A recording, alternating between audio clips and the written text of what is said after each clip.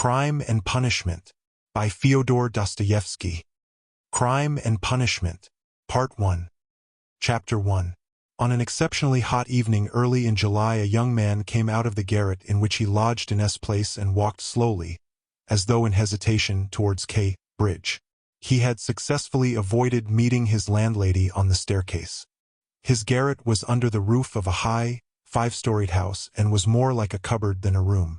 The landlady, who provided him with garret, dinners, and attendance, lived on the floor below, and every time he went out he was obliged to pass her kitchen, the door of which invariably stood open. And each time he passed, the young man had a sick, frightened feeling, which made him scowl and feel ashamed. He was hopelessly in debt to his landlady, and was afraid of meeting her. This was not because he was cowardly and abject, quite the contrary. But for some time past he had been in an overstrained, irritable condition, verging on hypochondria.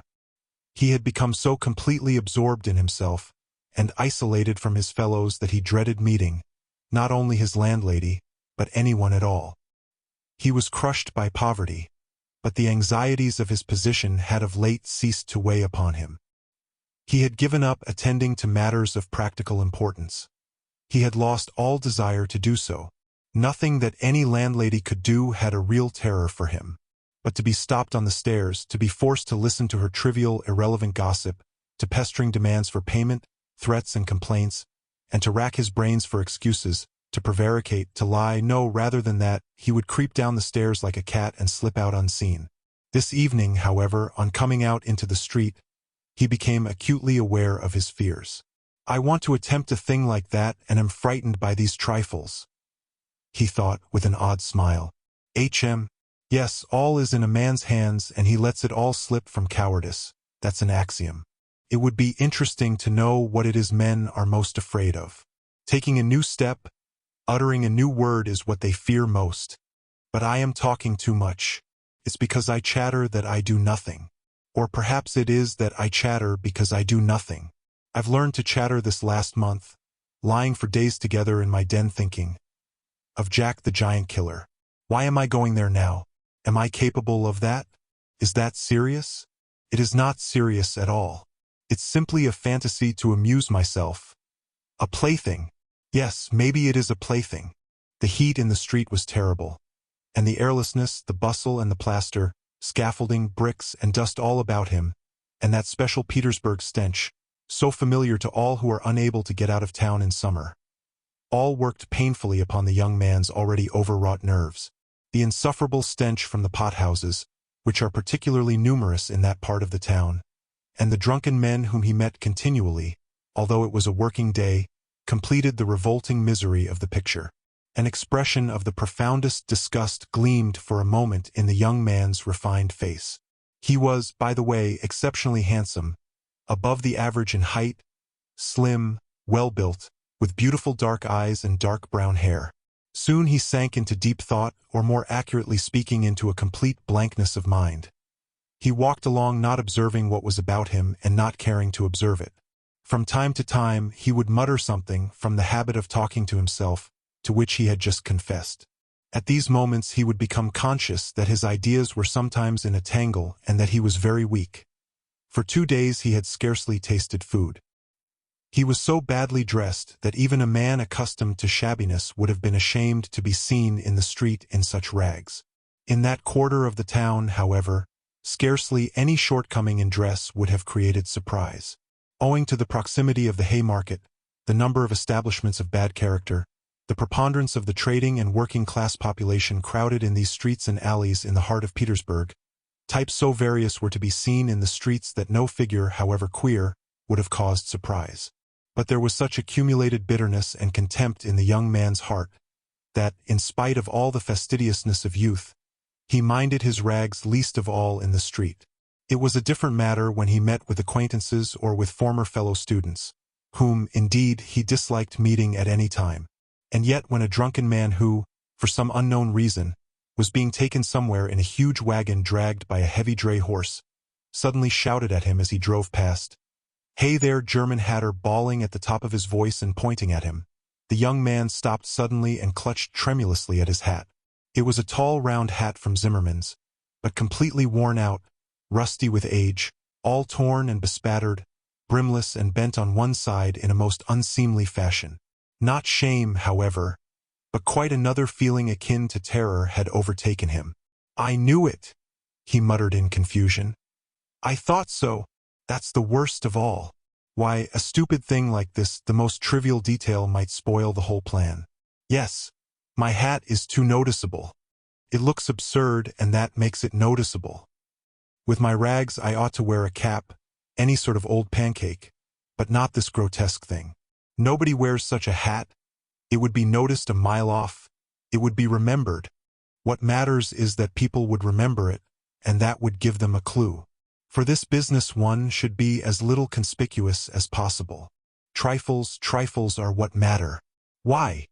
It's just such trifles that always ruin everything." He had not far to go. He knew indeed how many steps it was from the gate of his lodging house. Exactly 730. He had counted them once when he had been lost in dreams. At the time he had put no faith in those dreams and was only tantalizing himself by their hideous but daring recklessness. Now, a month later, he had begun to look upon them differently, and in spite of the monologues in which he jeered at his own impotence and indecision, he had involuntarily come to regard this hideous dream as an exploit to be attempted, although he still did not realize this himself. He was positively going now for a rehearsal of his project, and at every step his excitement grew more and more violent. With a sinking heart and a nervous tremor, he went up to a huge house which on one side looked on to the canal, and on the other into the street. This house was let out in tiny tenements and was inhabited by working people of all kinds. Tailors, locksmiths, cooks, Germans of sorts, girls picking up a living as best they could, petty clerks, etc. There was a continual coming and going through the two gates and in the two courtyards of the house. 3 or 4 doorkeepers were employed on the building.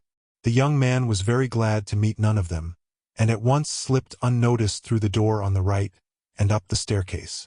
It was a back staircase, dark and narrow, but he was familiar with it already and knew his way, and he liked all these surroundings.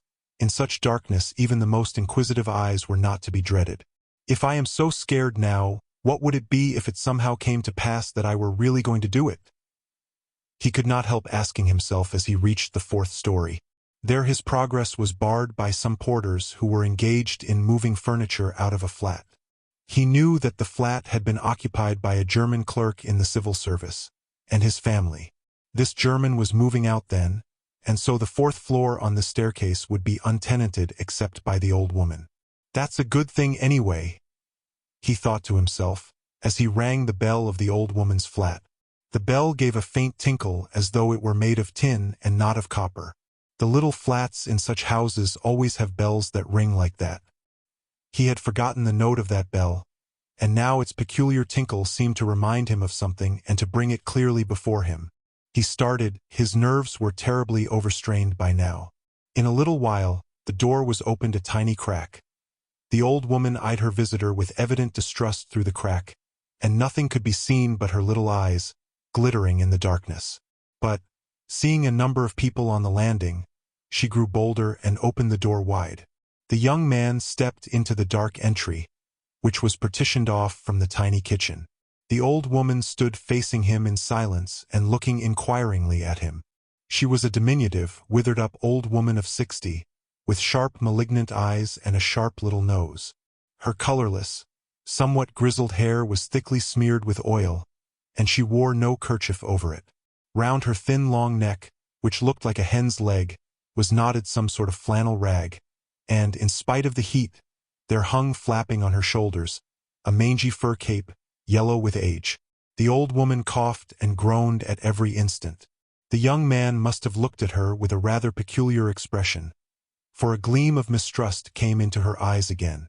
"Raskolnikov, a student, I came here a month ago." The young man made haste to mutter with a half-bow, remembering that he ought to be more polite.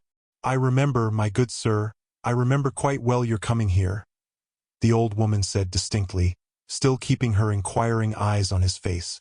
"And here, I am again on the same errand," Raskolnikov continued, a little disconcerted and surprised at the old woman's mistrust. Perhaps she is always like that though, only I did not notice it the other time, he thought with an uneasy feeling.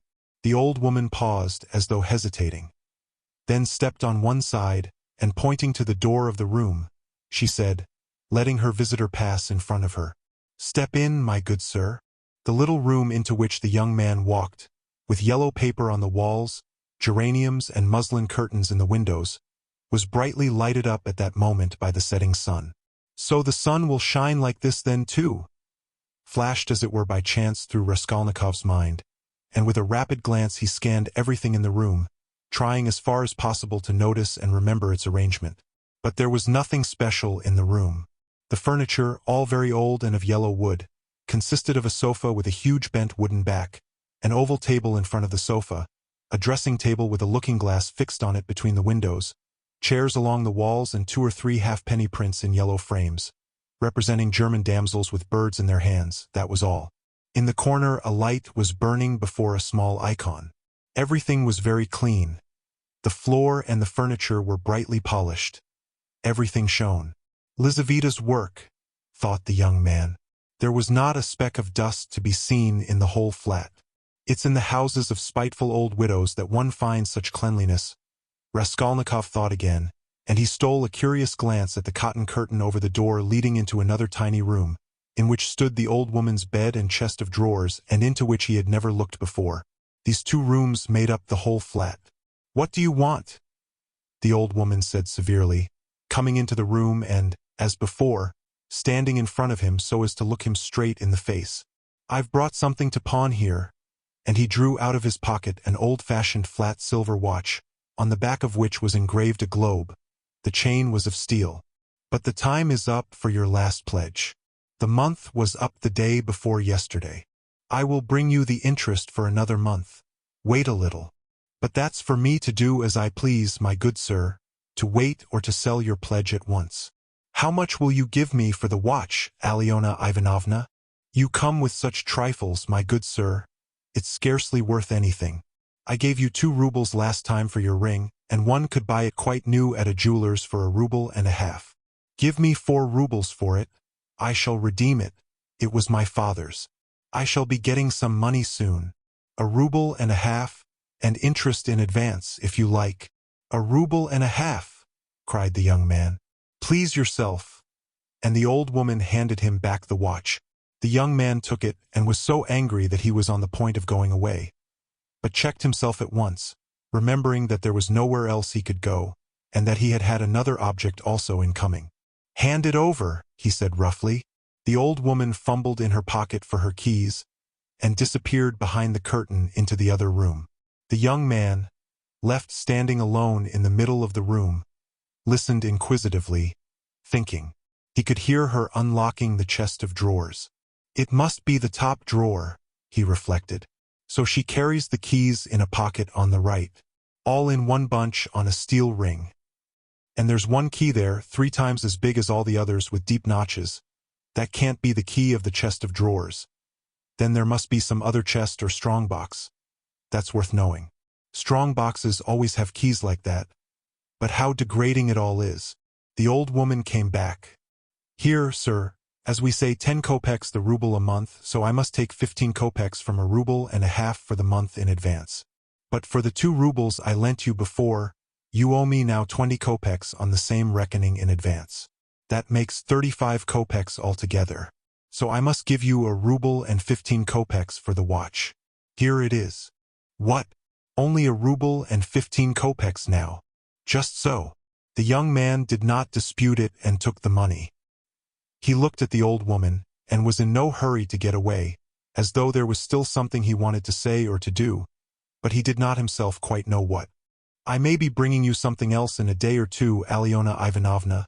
A valuable thing, silver, a cigarette box, as soon as I get it back from a friend." He broke off in confusion.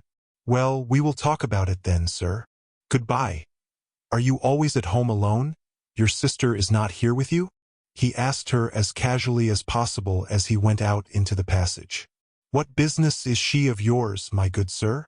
"Oh, nothing particular, I simply asked." "You are too quick. Good day, Alyona Ivanovna." Raskolnikov went out in complete confusion. This confusion became more and more intense. As he went down the stairs, he even stopped short 2 or 3 times, as though suddenly struck by some thought. When he was in the street, he cried out, "Oh God! How loathsome it all is! And can I possibly? No, it's nonsense, it's rubbish," he added resolutely. "And how could such an atrocious thing come into my head? What filthy things my heart is capable of. Yes, filthy above all, disgusting, loathsome, loathsome, and for a whole month I've been." But no words, no exclamations, could express his agitation. The feeling of intense repulsion, which had begun to oppress and torture his heart while he was on his way to the old woman, had by now reached such a pitch and had taken such a definite form that he did not know what to do with himself to escape from his wretchedness. He walked along the pavement like a drunken man, regardless of the passers-by, and jostling against them, and only came to his senses when he was in the next street. Looking round, he noticed that he was standing close to a tavern which was entered by steps leading from the pavement to the basement. At that instant 2 drunken men came out at the door, and abusing and supporting one another, they mounted the steps. Without stopping to think, Raskolnikov went down the steps at once. Till that moment he had never been into a tavern, but now he felt giddy and was tormented by a burning thirst. He longed for a drink of cold beer, and attributed his sudden weakness to the want of food. He sat down at a sticky little table in a dark and dirty corner, ordered some beer, and eagerly drank off the first glassful. At once he felt easier, and his thoughts became clear. "All that's nonsense," he said hopefully, "and there is nothing in it all to worry about, the simply physical derangement. Just a glass of beer, a piece of dry bread, and in one moment the brain is stronger, the mind is clearer, and the will is firm. Phew! How utterly petty it all is." But in spite of this scornful reflection, he was by now looking cheerful, as though he were suddenly set free from a terrible burden, and he gazed round in a friendly way at the people in the room. But even at that moment he had a dim foreboding that this happier frame of mind was also not normal. There were few people at the time in the tavern. Besides the 2 drunken men he had met on the steps, a group consisting of about 5 men and a girl with a concertina had gone out at the same time. Their departure left the room quiet and rather empty. The persons still in the tavern were a man who appeared to be an artisan, drunk, but not extremely so, sitting before a pot of beer, and his companion, a huge, stout man with a grey beard, in a short, full-skirted coat. He was very drunk, and had dropped asleep on the bench.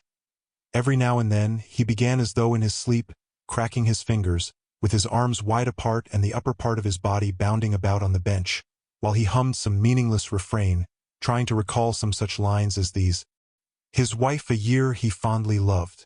His wife a year he fondly loved." Or suddenly waking up again, walking along the crowded row, he met the one he used to know, but no one shared his enjoyment. His silent companion looked with positive hostility and mistrust at all these manifestations. There was another man in the room who looked somewhat like a retired government clerk. He was sitting apart, now and then sipping from his pot and looking round at the company. He too appeared to be in some agitation. Chapter 2.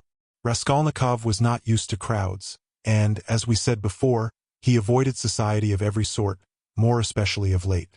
But now all at once he felt a desire to be with other people. Something new seemed to be taking place within him, and with it he felt a sort of thirst for company.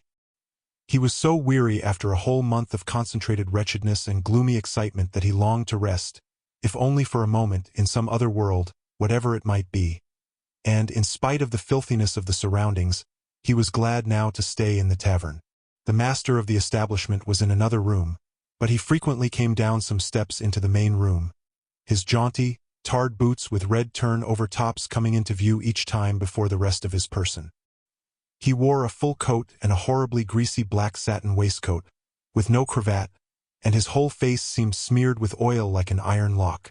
At the counter stood a boy of about 14, and there was another boy somewhat younger who handed whatever was wanted.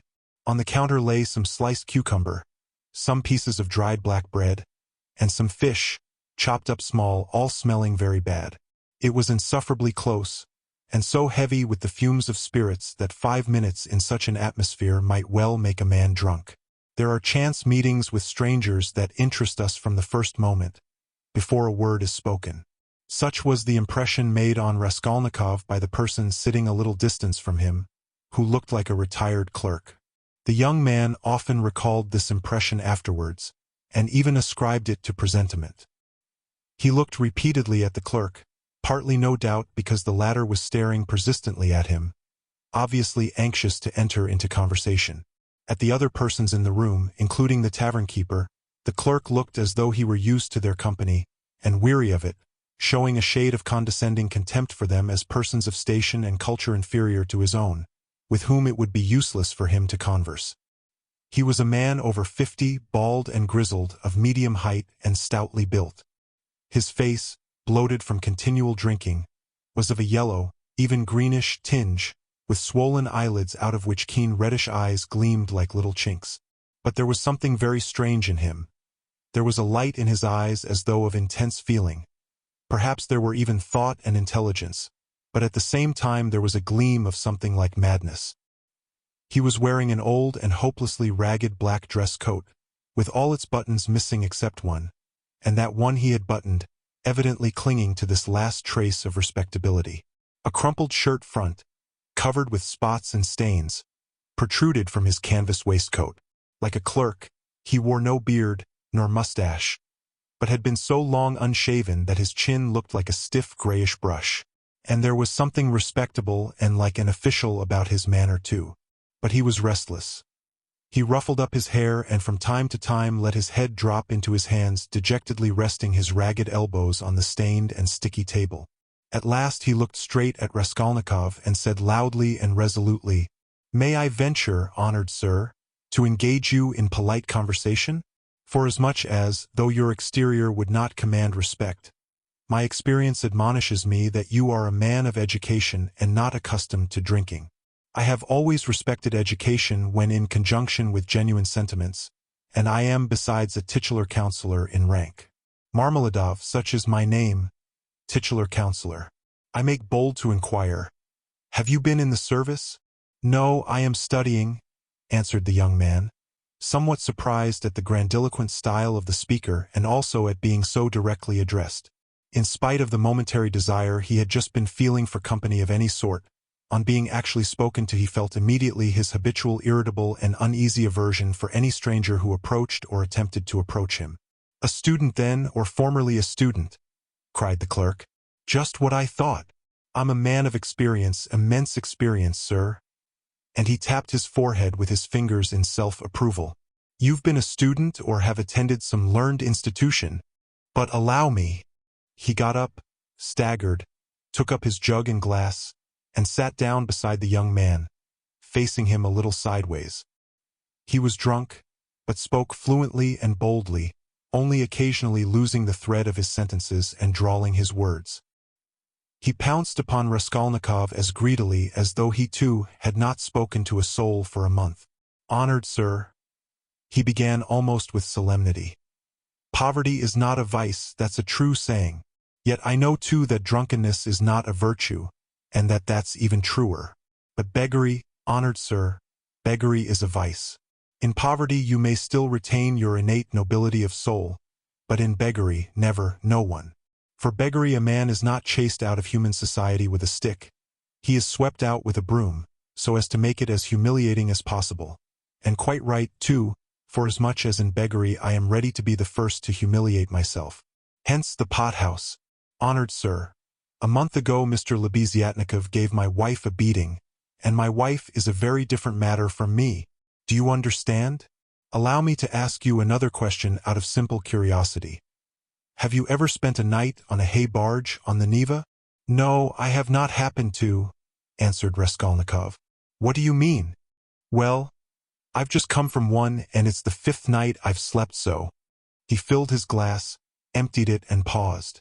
Bits of hay were in fact clinging to his clothes and sticking to his hair. It seemed quite probable that he had not undressed or washed for the last 5 days. His hands, particularly, were filthy. They were fat and red with black nails. His conversation seemed to excite a general though languid interest. The boys at the counter fell to sniggering. The innkeeper came down from the upper room, apparently on purpose to listen to the funny fellow, and sat down at a little distance, yawning lazily, but with dignity. Evidently Marmeladov was a familiar figure here, and he had most likely acquired his weakness for high-flown speeches from the habit of frequently entering into conversation with strangers of all sorts in the tavern. This habit develops into a necessity in some drunkards, and especially in those who are looked after sharply and kept in order at home. Hence, in the company of other drinkers they try to justify themselves and even if possible obtain consideration. "Funny fellow," pronounced the innkeeper. "And why don't you work? Why aren't you at your duty? If you are in the service?" "Why am I not at my duty, honored sir?" Marmeladov went on, addressing himself exclusively to Raskolnikov, as though it had been he who put that question to him. "Why am I not at my duty? Does not my heart ache to think what a useless worm I am? A month ago when Mr. Lebeziatnikov beat my wife with his own hands, and I lay drunk, didn't I suffer? Excuse me, young man, has it ever happened to you, well, to petition hopelessly for a loan? Yes, it has. But what do you mean by hopelessly? Hopelessly in the fullest sense, when you know beforehand that you will get nothing by it. You know, for instance, beforehand with positive certainty that this man, this most reputable and exemplary citizen, will on no consideration give you money. And indeed I ask you, why should he? For he knows of course that I shan't pay it back. From compassion? But Mr. Lebeziatnikov, who keeps up with modern ideas, explained the other day that compassion is forbidden nowadays by science itself, and that that's what is done now in England, where there is political economy. Why, I ask you, should he give it to me? And yet, though I know beforehand that he won't, I set off to him and— "Why do you go?" put in Raskolnikov. "Well, when one has no one, nowhere else one can go. For every man must have somewhere to go. Since there are times when one absolutely must go somewhere.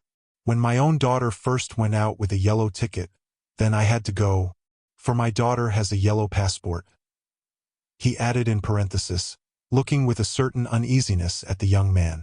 "No matter, sir, no matter," he went on hurriedly and with apparent composure when both the boys at the counter guffawed and even the innkeeper smiled. "No matter, I am not confounded by the wagging of their heads, for everyone knows everything about it already, and all that is secret is made open, and I accept it all, not with contempt, but with humility. So be it, so be it. Behold the man. Excuse me, young man, can you— No, to put it more strongly and more distinctly. Not can you but dare you, looking upon me, assert that I am not a pig." The young man did not answer a word. "Well," the orator began again stolidly and with even increased dignity, after waiting for the laughter in the room to subside. "Well, so be it, I am a pig, but she is a lady. I have the semblance of a beast, but Katerina Ivanovna, my spouse, is a person of education and an officer's daughter. Granted, I am a scoundrel, but she is a woman of a noble heart, full of sentiments, refined by education. And yet, oh, if only she felt for me! Honored sir, you know every man ought to have at least one place where people feel for him. But Katerina Ivanovna, though she is magnanimous, she is unjust.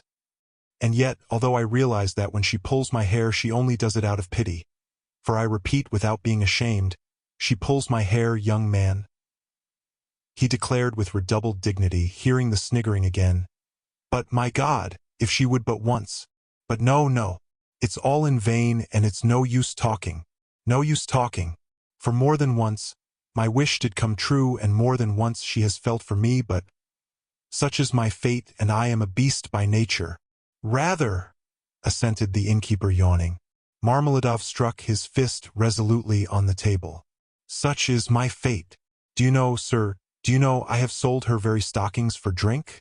Not her shoes, that would be more or less in the order of things, but her stockings I have sold for drink. Her mohair shawl I sold for drink, a present to her long ago, her own property, not mine. And we live in a cold room and she caught cold this winter and has begun coughing and spitting blood too. We have 3 little children and Katerina Ivanovna is at work from morning till night. She is scrubbing and cleaning and washing the children, for she's been used to cleanliness from a child. But her chest is weak and she has a tendency to consumption, and I feel it. Do you suppose I don't feel it? And the more I drink, the more I feel it. That's why I drink too. I try to find sympathy and feeling in drink. I drink so that I may suffer twice as much." And as though in despair, he laid his head down on the table. "Young man," he went on, raising his head again, "in your face I seem to read some trouble of mind. When you came in I read it, and that was why I addressed you at once. For in unfolding to you the story of my life, I do not wish to make myself a laughingstock before these idle listeners, who indeed know all about it already, but I am looking for a man of feeling and education. Know then that my wife was educated in a high-class school for the daughters of noblemen, and on leaving she danced the shawl dance before the governor and other personages, for which she was presented with a gold medal and a certificate of merit. The medal, well, the medal of course was sold long ago, but the certificate of merit is in her trunk still, and not long ago she showed it to our landlady. And although she is most continually on bad terms with the landlady, yet she wanted to tell someone or other of her past honors and of the happy days that are gone. I don't condemn her for it, I don't blame her, for the one thing left her is recollection of the past, and all the rest is dust and ashes. Yes, yes, she is a lady of spirit, proud and determined. She scrubs the floors herself and has nothing but black bread to eat, but won't allow herself to be treated with disrespect. That's why she would not overlook Mr. Lebeziatnikov's rudeness to her, and so when he gave her a beating for it, she took to her bed more from the hurt to her feelings than from the blows. She was a widow when I married her, with 3 children, one smaller than the other. She married her first husband, an infantry officer, for love, and ran away with him from her father's house. She was exceedingly fond of her husband, but he gave way to cards, got into trouble, and with that he died. He used to beat her at the end, and although she paid him back, of which I have authentic documentary evidence, to this day she speaks of him with tears and she throws him up to me. And I am glad that, though only in imagination, she should think of herself as having once been happy. And she was left at his death with 3 children in a wild and remote district where I happened to be at the time, and she was left in such hopeless poverty that, although I have seen many ups and downs of all sort, I don't feel equal to describing it even. Her relations had all thrown her off, and she was proud too, excessively proud. And then, honored sir, and then I, being at the time a widower, with a daughter of 14 left me by my first wife, offered her my hand, for I could not bear the sight of such suffering. You can judge the extremity of her calamities, that she, a woman of education and culture and distinguished family, should have consented to be my wife. But she did. Weeping and sobbing and wringing her hands, she married me, for she had nowhere to turn.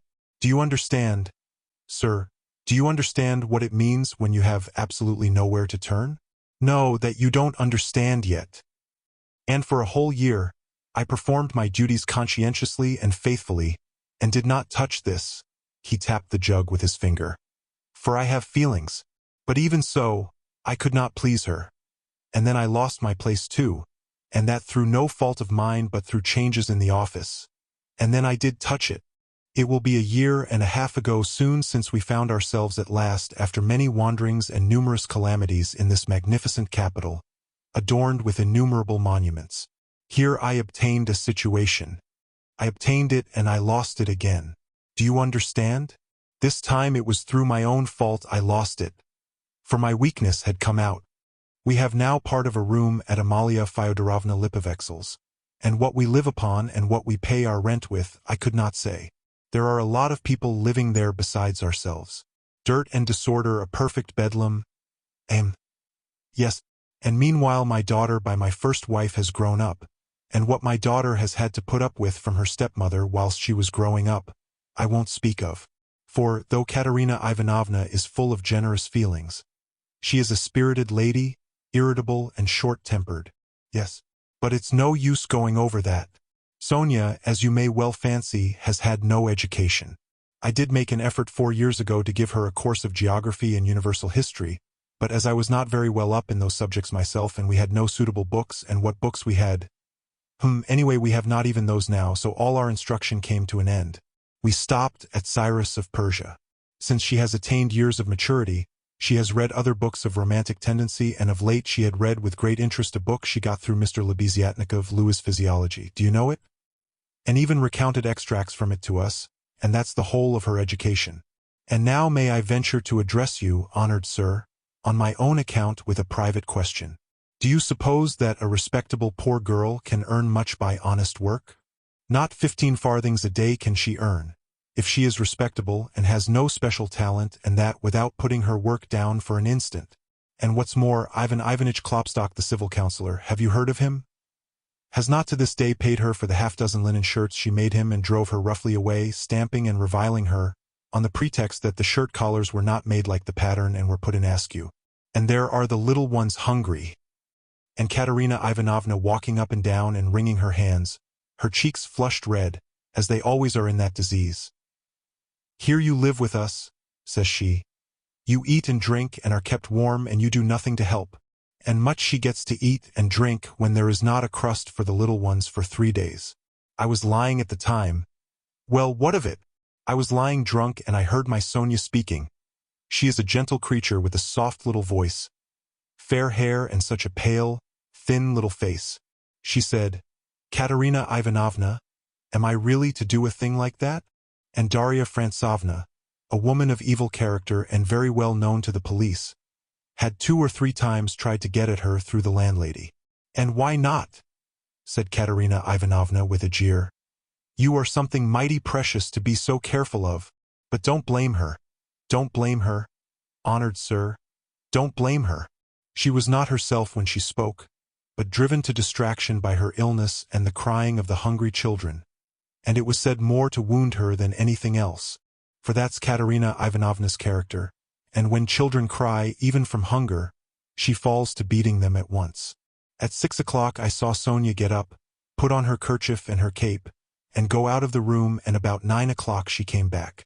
She walked straight up to Katerina Ivanovna, and she laid 30 rubles on the table before her in silence. She did not utter a word. She did not even look at her. She simply picked up our big green drap de dames shawl. We have a shawl made of drap de dames. Put it over her head and face, and lay down on the bed with her face to the wall. Only her little shoulders and her body kept shuddering, and I went on lying there just as before. And then I saw a young man, I saw Katerina Ivanovna, in the same silence go up to Sonia's little bed. She was on her knees all the evening kissing Sonia's feet, and would not get up, and then they both fell asleep in each other's arms. Together. Yes, and I lay drunk. Marmeladov stopped short, as though his voice had failed him. Then he hurriedly filled his glass, drank, and cleared his throat. Since then, sir, he went on after a brief pause. Since then, owing to an unfortunate occurrence and through information given by evil-intentioned persons, in all which Darya Frantsovna took a leading part on the pretext that she had been treated with want of respect, since then my daughter Sofia Semyonovna has been forced to take a yellow ticket, and owing to that she is unable to go on living with us. For our landlady, Amalia Fyodorovna, would not hear of it, though she had backed up Darya Frantsovna before, and Mr. Lebeziatnikov too. All the trouble between him and Katerina Ivanovna was on Sonia's account. At first he was for making up to Sonia himself, and then all of a sudden he stood on his dignity. How, said he, can a highly educated man like me live in the same rooms with a girl like that? And Katerina Ivanovna would not let it pass. She stood up for her. And so that's how it happened. And Sonia comes to us now, mostly after dark. She comforts Katerina Ivanovna and gives her all she can. She has a room at the Kapernamovs, the tailors. She lodges with them. Kapernamov is a lame man with a cleft palate, and all of his numerous family have cleft palates too. And his wife too has a cleft palate. They all live in one room, but Sonia has her own, partitioned off. Yes. Very poor people and all with cleft palates. Yes. Then I got up in the morning, and put on my rags, lifted up my hands to heaven, and set off to His Excellency Ivan Afanasyevitch. His Excellency Ivan Afanasyevitch, do you know him? No? Well then, it's a man of God you don't know. He is wax. Wax before the face of the Lord. Even as wax melteth. His eyes were dim when he heard my story. Marmeladov, once already you have deceived my expectations. I'll take you once more on my own responsibility. That's what he said. Remember, he said. And now you can go. I kissed the dust at his feet, in thought only, for in reality he would not have allowed me to do it, being a statesman and a man of modern political and enlightened ideas. I returned home, and when I announced that I'd been taken back into the service and should receive a salary, heavens, what a to-do there was! Marmeladov stopped again in violent excitement. At that moment a whole party of revelers already drunk came in from the street, and the sounds of a hired concertina and the cracked piping voice of a child of 7 singing the Hamlet were heard in the entry. The room was filled with noise. The tavern keeper and the boys were busy with the newcomers. Marmeladov, paying no attention to the new arrivals, continued his story. He appeared by now to be extremely weak, but as he became more and more drunk, he became more and more talkative. The recollection of his recent success in getting the situation seemed to revive him, and was positively reflected in a sort of radiance on his face. Raskolnikov listened attentively. That was 5 weeks ago, sir. Yes. As soon as Katerina Ivanovna and Sonia heard of it, mercy on us, it was as though I stepped into the kingdom of heaven. It used to be, you can lie like a beast, nothing but abuse. Now they were walking on tiptoe, hushing the children. Semyon Zaharovich is tired with his work at the office. He is resting, shoo. They made me coffee before I went to work and boiled cream for me. They began to get real cream for me. Do you hear that? And how they managed to get together the money for a decent outfit, 11 rubles, 50 kopecks, I can't guess. Boots, cotton shirt fronts. Most magnificent, a uniform, they got up all in splendid style, for 11 rubles and a half. The first morning I came back from the office I found Katerina Ivanovna had cooked 2 courses for dinner, soup and salt meat with horseradish, which we had never dreamed of till then. She had not any dresses. None at all, but she got herself up as though she were going on a visit. And not that she'd anything to do it with, she smartened herself up with nothing at all. She'd done her hair nicely, put on a clean collar of some sort, cuffs, and there she was, quite a different person. She was younger and better looking. Sonia, my little darling, had only helped with money for the time, she said. It won't do for me to come and see you too often. After dark, maybe, when no one can see. Do you hear, do you hear? I lay down for a nap after dinner, and what do you think? Though Katerina Ivanovna had quarreled to the last degree with our landlady Amalia Fyodorovna only a week before, she could not resist then asking her in to coffee. For 2 hours they were sitting, whispering together. Semyon Zaharovich is in the service again now and receiving a salary, says she, and he went himself to His Excellency, and His Excellency himself came out to him, made all the others wait, and led Semyon Zaharovich by the hand before everybody into his study. Do you hear, do you hear? To be sure, says he. Semyon Zaharovich, remembering your past services, says he, and in spite of your propensity to that foolish weakness, since you promise now and since moreover we've got on badly without you. Do you hear, winky face? And so, says he, I rely now on your word as a gentleman. And all that, let me tell you, she has simply made up for herself, and not simply out of wantonness, for the sake of bragging. No, she believes it all herself. She amuses herself with her own fancies, upon my word she does. And I don't blame her for it. No, I don't blame her. 6 days ago, when I brought her my first earnings in full, 23 rubles 40 kopecks altogether, she called me her poppet. Poppet, said she, my little poppet. And when we were by ourselves, you understand. You would not think me a beauty, you would not think much of me as a husband, would you? Well, she pinched my cheek. My little poppet, said she. Marmeladov broke off, tried to smile, but suddenly his chin began to twitch. He controlled himself, however. The tavern, the degraded appearance of the man, the 5 nights in the hay barge, and the pot of spirits, and yet this poignant love for his wife and children bewildered his listener. Raskolnikov listened intently but with a sick sensation. He felt vexed that he had come here. Honored sir, cried Marmeladov, recovering himself. Oh, sir, perhaps all this seems a laughing matter to you, as it does to others, and perhaps I am only worrying you with the stupidity of all the trivial details of my home life, but it is not a laughing matter to me, for I can feel it all. And the whole of that heavenly day of my life and the whole of that evening I passed in fleeting dreams of how I would arrange it all, and how I would dress all the children, and how I should give her rest, and how I should rescue my own daughter from dishonor and restore her to the bosom of her family. And a great deal more. Quite excusable, sir. Well then, sir. Marmeladov suddenly gave a sort of start, raised his head and gazed intently at his listener. Well, on the very next day after all those dreams, that is to say, exactly 5 days ago in the evening, by a cunning trick like a thief in the night, I stole from Katerina Ivanovna the key of her box, took out what was left of my earnings. How much it was I have forgotten, and now look at me, all of you. It's the 5th day since I left home, and they are looking for me there, and it's the end of my employment, and my uniform is lying in a tavern on the Egyptian bridge. I exchanged it for the garments I have on, and it's the end of everything. Marmeladov struck his forehead with his fist, clenched his teeth, closed his eyes and leaned heavily with his elbow on the table. But a minute later his face suddenly changed, and with a certain assumed slyness and affectation of bravado, he glanced at Raskolnikov, laughed and said, "This morning I went to see Sonia. I went to ask her for a pick-me-up." "You don't say she gave it to you?" cried one of the newcomers. He shouted the words and went off into a guffaw. "This very quart was bought with her money," Marmeladov declared, addressing himself exclusively to Raskolnikov. 30 kopecks she gave me with her own hands, her last, all she had, as I saw. She said nothing. She only looked at me without a word. Not on earth, but up yonder.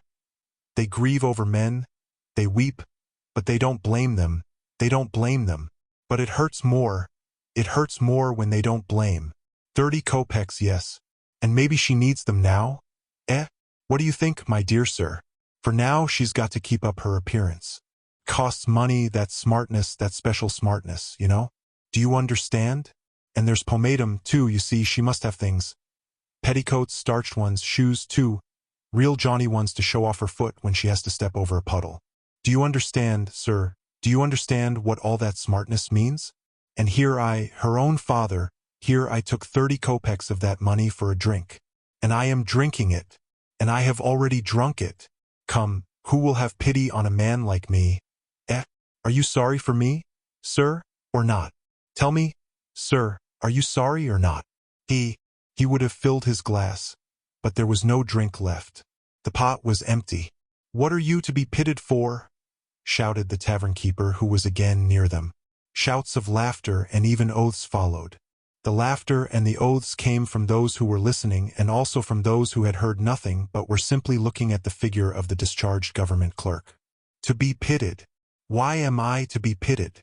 Marmeladov suddenly declaimed, standing up with his arm outstretched, as though he had been only waiting for that question.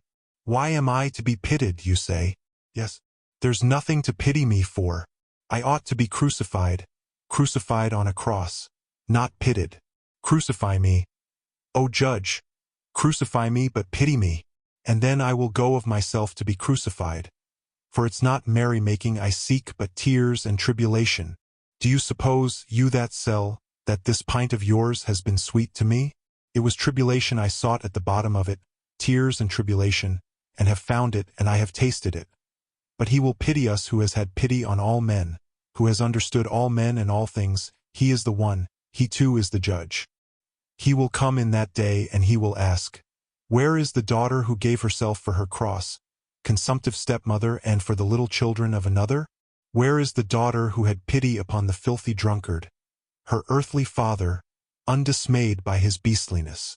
And he will say, come to me. I have already forgiven thee once. I have forgiven thee once. Thy sins, which are many, are forgiven thee, for thou hast loved much. And he will forgive my Sonia, he will forgive, I know it. I felt it in my heart when I was with her just now. And he will judge and will forgive all, the good and the evil, the wise and the meek. And when he has done with all of them, then he will summon us. You too come forth, he will say. Come forth, ye drunkards, come forth, ye weak ones, come forth, ye children of shame. And we shall all come forth, without shame, and shall stand before him. And he will say unto us, ye are swine, made in the image of the beast and with his mark.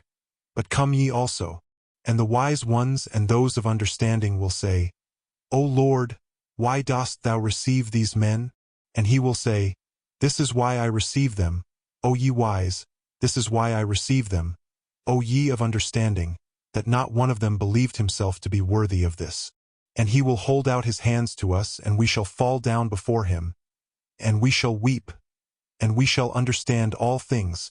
Then we shall understand all, and all will understand, Katerina Ivanovna even. She will understand. Lord, thy kingdom come. And he sank down on the bench exhausted and helpless, looking at no one, apparently oblivious of his surroundings and plunged in deep thought. His words had created a certain impression. There was a moment of silence, but soon laughter and oaths were heard again. That's his notion. Talked himself silly. A fine clerk he is. And so on and so on. Let us go, sir, said Marmeladov all at once, raising his head and addressing Raskolnikov. Come along with me, Kozel's house, looking into the yard. I'm going to Katerina Ivanovna. Time I did. Raskolnikov had for some time been wanting to go, and he had meant to help him. Marmeladov was much unsteadier on his legs than in his speech and leaned heavily on the young man. They had 200 or 300 paces to go. The drunken man was more and more overcome by dismay and confusion as they drew nearer the house. It's not Katerina Ivanovna I am afraid of now, he muttered in agitation. And that she will begin pulling my hair. What does my hair matter? Bother my hair. That's what I say. Indeed, it will be better if she does begin pulling it. That's not what I'm afraid of. It's her eyes I'm afraid of. Yes, her eyes. The red on her cheeks, too, frightens me, and her breathing, too. Have you noticed how people in that disease breathe? When they are excited. I am frightened of the children's crying, too. For if Sonia has not taken them food, I don't know what's happened. I don't know. But blows I am not afraid of. No, sir, that such blows are not a pain to me, but even an enjoyment. In fact, I can't get on without it. It's better so. Let her strike me. It relieves her heart. It's better so. There is the house of Kozel, the cabinet maker, a German well-to-do. Lead the way. They went in from the yard and up to the 4th story. The staircase got darker and darker as they went up. It was nearly 11 o'clock, and although in summer in Petersburg there is no real night, yet it was quite dark at the top of the stairs. A grimy little door at the very top of the stairs stood ajar. A very poor-looking room about 10 paces long was lighted up by a candle end. The whole of it was visible from the entrance. It was all in disorder, littered up with rags of all sorts, especially children's garments. Across the furthest corner was stretched a ragged sheet. Behind it probably was the bed. There was nothing in the room except 2 chairs and a sofa covered with American leather, full of holes, before which stood an old deal kitchen table, unpainted and uncovered. At the edge of the table stood a smoldering tallow candle in an iron candlestick. It appeared that the family had a room to themselves, not part of a room, but their room was practically a passage. The door leading to the other rooms, or rather cupboards, into which Amalia Lipovexel's flat was divided stood half open, and there was shouting, uproar, and laughter within. People seemed to be playing cards and drinking tea there. Words of the most unceremonious kind flew out from time to time. Raskolnikov recognized Katerina Ivanovna at once. She was a rather tall, slim, and graceful woman, terribly emaciated, with magnificent dark brown hair and with a hectic flush in her cheeks. She was pacing up and down in her little room, pressing her hands against her chest. Her lips were parched and her breathing came in nervous broken gasps. Her eyes glittered as in fever and looked about with a harsh, immovable stare. And that consumptive and excited face with the last flickering light of the candle end playing upon it made a sickening impression. She seemed to Raskolnikov about 30 years old and was certainly a strange wife for Marmeladov. She had not heard them and did not notice them coming in. She seemed to be lost in thought, hearing and seeing nothing. The room was close, but she had not opened the window. A stench rose from the staircase, but the door onto the stairs was not closed. From the inner rooms clouds of tobacco smoke floated in. She kept coughing, but did not close the door. The youngest child, a girl of 6, was asleep, sitting curled up on the floor with her head on the sofa. A boy a year older stood crying and shaking in the corner. Probably he had just had a beating. Beside him stood a girl of 9 years old, tall and thin, wearing a thin and ragged chemise with an ancient cashmere pelisse flung over her bare shoulders, long outgrown and barely reaching her knees. Her arm, as thin as a stick, was round her brother's neck. She was trying to comfort him, whispering something to him, and doing all she could to keep him from whimpering again. At the same time, her large dark eyes, which looked larger still from the thinness of her frightened face, were watching her mother with alarm. Marmeladov did not enter the door, but dropped on his knees in the very doorway, pushing Raskolnikov in front of him. The woman, seeing a stranger, stopped indifferently facing him, coming to herself for a moment and apparently wondering what he had come for. But evidently she decided that he was going into the next room, as he had to pass through hers to get there. Taking no further notice of him, she walked towards the outer door to close it and uttered a sudden scream on seeing her husband on his knees in the doorway. "Ah!" she cried out in a frenzy. "He has come back! The criminal! The monster! And where is the money? What's in your pocket? Show me. And your clothes are all different. Where are your clothes? Where is the money? Speak!" And she fell to searching him. Marmeladov submissively and obediently held up both arms to facilitate the search. Not a farthing was there. "Where is the money?" she cried. "Mercy on us! Can he have drunk it all?" There were 12 silver rubles left in the chest. And in a fury she seized him by the hair and dragged him into the room. Marmeladov seconded her efforts by meekly crawling along on his knees. "And this is a consolation to me. This does not hurt me, but is a positive consolation, ho nu red sir," he called out, shaken to and fro by his hair and even once striking the ground with his forehead. The child asleep on the floor woke up and began to cry. The boy in the corner, losing all control, began trembling and screaming and rushed to his sister in violent terror, almost in a fit. The eldest girl was shaking like a leaf. "He's drunk it! He's drunk it all!" the poor woman screamed in despair. "And his clothes are gone! And they are hungry, hungry!" And wringing her hands, she pointed to the children. "Oh, accursed life! And are you not ashamed?" She pounced all at once upon Raskolnikov. "From the tavern! Have you been drinking with him? You have been drinking with him, too! Go away!" The young man was hastening away without uttering a word. The inner door was thrown wide open and inquisitive faces were peering in at it. Coarse laughing faces with pipes and cigarettes and heads wearing caps thrust themselves in at the doorway. Further in could be seen figures in dressing gowns flung open, in costumes of unseemly scantiness, some of them with cards in their hands. They were particularly diverted when Marmeladov, dragged about by his hair, shouted that it was a consolation to him. They even began to come into the room. At last a sinister shrill outcry was heard.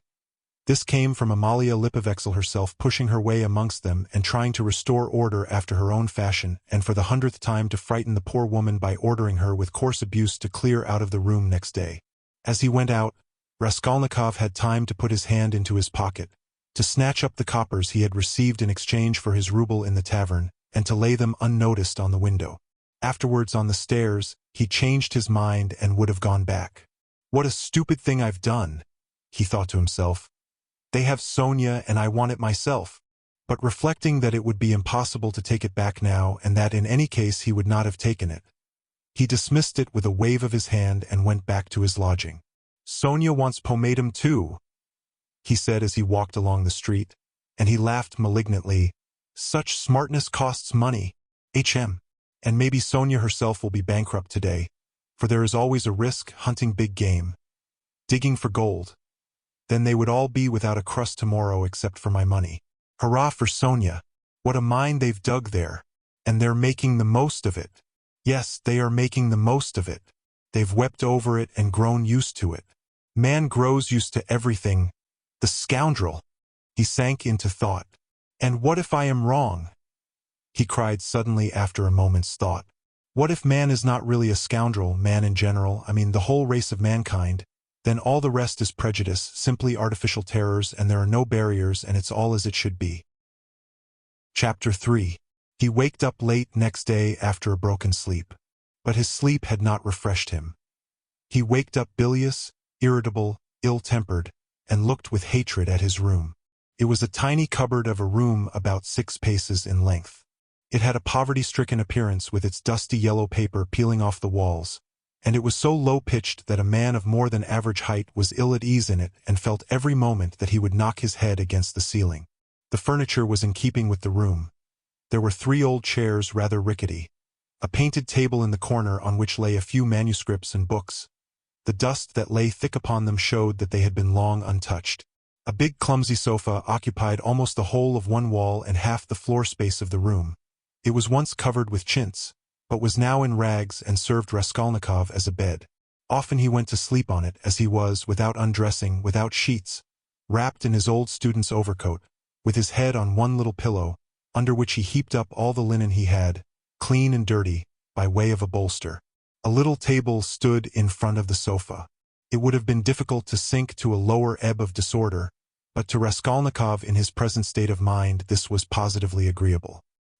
He had got completely away from everyone, like a tortoise in its shell, and even the sight of a servant girl who had to wait upon him and looked sometimes into his room made him writhe with nervous irritation. He was in the condition that overtakes some monomaniacs entirely concentrated upon one thing. His landlady had for the last fortnight given up sending him in meals, and he had not yet thought of expostulating with her, though he went without his dinner. Nastasia, the cook and only servant, was rather pleased at the lodger's mood and had entirely given up sweeping and doing his room. Only once a week or so she would stray into his room with a broom. She waked him up that day. "Get up! Why are you asleep?" she called to him. "It's past 9. I have brought you some tea. Will you have a cup? I should think you're fairly starving." Raskolnikov opened his eyes, started and recognized Nastasia. "From the landlady, eh?" he asked, slowly and with a sickly face, sitting up on the sofa. From the landlady, indeed. She set before him her own cracked teapot full of weak and stale tea and laid 2 yellow lumps of sugar by the side of it. "Here, Nastasia, take it please," he said, fumbling in his pocket, for he had slept in his clothes, and taking out a handful of coppers. "Run and buy me a loaf, and get me a little sausage, the cheapest, at the pork butcher's. The loaf I'll fetch you this very minute. But wouldn't you rather have some cabbage soup instead of sausage? It's capital soup, yesterday's. I saved it for you yesterday, but you came in late. It's fine soup." When the soup had been brought, and he had begun upon it, Nastasia sat down beside him on the sofa and began chatting. She was a country peasant woman and a very talkative one. "Praskovia Pavlovna means to complain to the police about you," she said. He scowled. "To the police? What does she want?" "You don't pay her money and you won't turn out of the room. That's what she wants, to be sure." "The devil, that's the last straw," he muttered, grinding his teeth. "No, that would not suit me. Just now. She is a fool," he added aloud. "I'll go and talk to her today. Fool she is, and no mistake, just as I am. But why, if you are so clever, do you lie here like a sack and have nothing to show for it? One time you used to go out, you say, to teach children. But why is it you do nothing now?" "I am doing—" Raskolnikov began sullenly and reluctantly. "What are you doing?" "Work." "What sort of work?" "I am thinking," he answered seriously after a pause. Nastasia was overcome with a fit of laughter. She was given to laughter, and when anything amused her, she laughed inaudibly, quivering and shaking all over till she felt ill. "And have you made much money by your thinking?" she managed to articulate at last. "One can't go out to give lessons without boots. And I'm sick of it. Don't quarrel with your bread and butter. They pay so little for lessons. What's the use of a few coppers?" he answered reluctantly, as though replying to his own thought. "And you want to get a fortune all at once?" He looked at her strangely. "Yes, I want a fortune," he answered firmly after a brief pause. "Don't be in such a hurry, you quite frighten me. Shall I get you the loaf or not?" "As you please." "Ah, I forgot. A letter came for you yesterday when you were out." "A letter? For me? From whom?" "I can't say. I gave 3 kopecks of my own to the postman for it. Will you pay me back? Then bring it to me. For God's sake, bring it," cried Raskolnikov, greatly excited. Good God! A minute later the letter was brought him. That was it. From his mother, from the province of R. He turned pale when he took it. It was a long while since he had received a letter, but another feeling also suddenly stabbed his heart. Nastasia, leave me alone, for goodness sake. Here are your 3 kopecks, but for goodness sake make haste and go. The letter was quivering in his hand. He did not want to open it in her presence. He wanted to be left alone with this letter. When Nastasia had gone out, he lifted it quickly to his lips and kissed it. Then he gazed intently at the address, the small, sloping handwriting, so dear and familiar, of the mother who had once taught him to read and write. He delayed. He seemed almost afraid of something. At last he opened it. It was a thick, heavy letter, weighing over 2 ounces. 2 large sheets of notepaper were covered with very small handwriting. My dear Rodia, wrote his mother, it's 2 months since I last had a talk with you by letter, which has distressed me and even kept me awake at night thinking. But I am sure you will not blame me for my inevitable silence. You know how I love you. You are all we have to look to, Dunia and I. You are our all, our one hope, our one stay. What a grief it was to me when I heard that you had given up the university some months ago, for want of means to keep yourself, and that you had lost your lessons and your other work.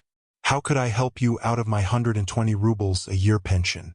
The 15 rubles I sent you 4 months ago I borrowed, as you know, on security of my pension, from Vasily Ivanovich Varushin, a merchant of this town.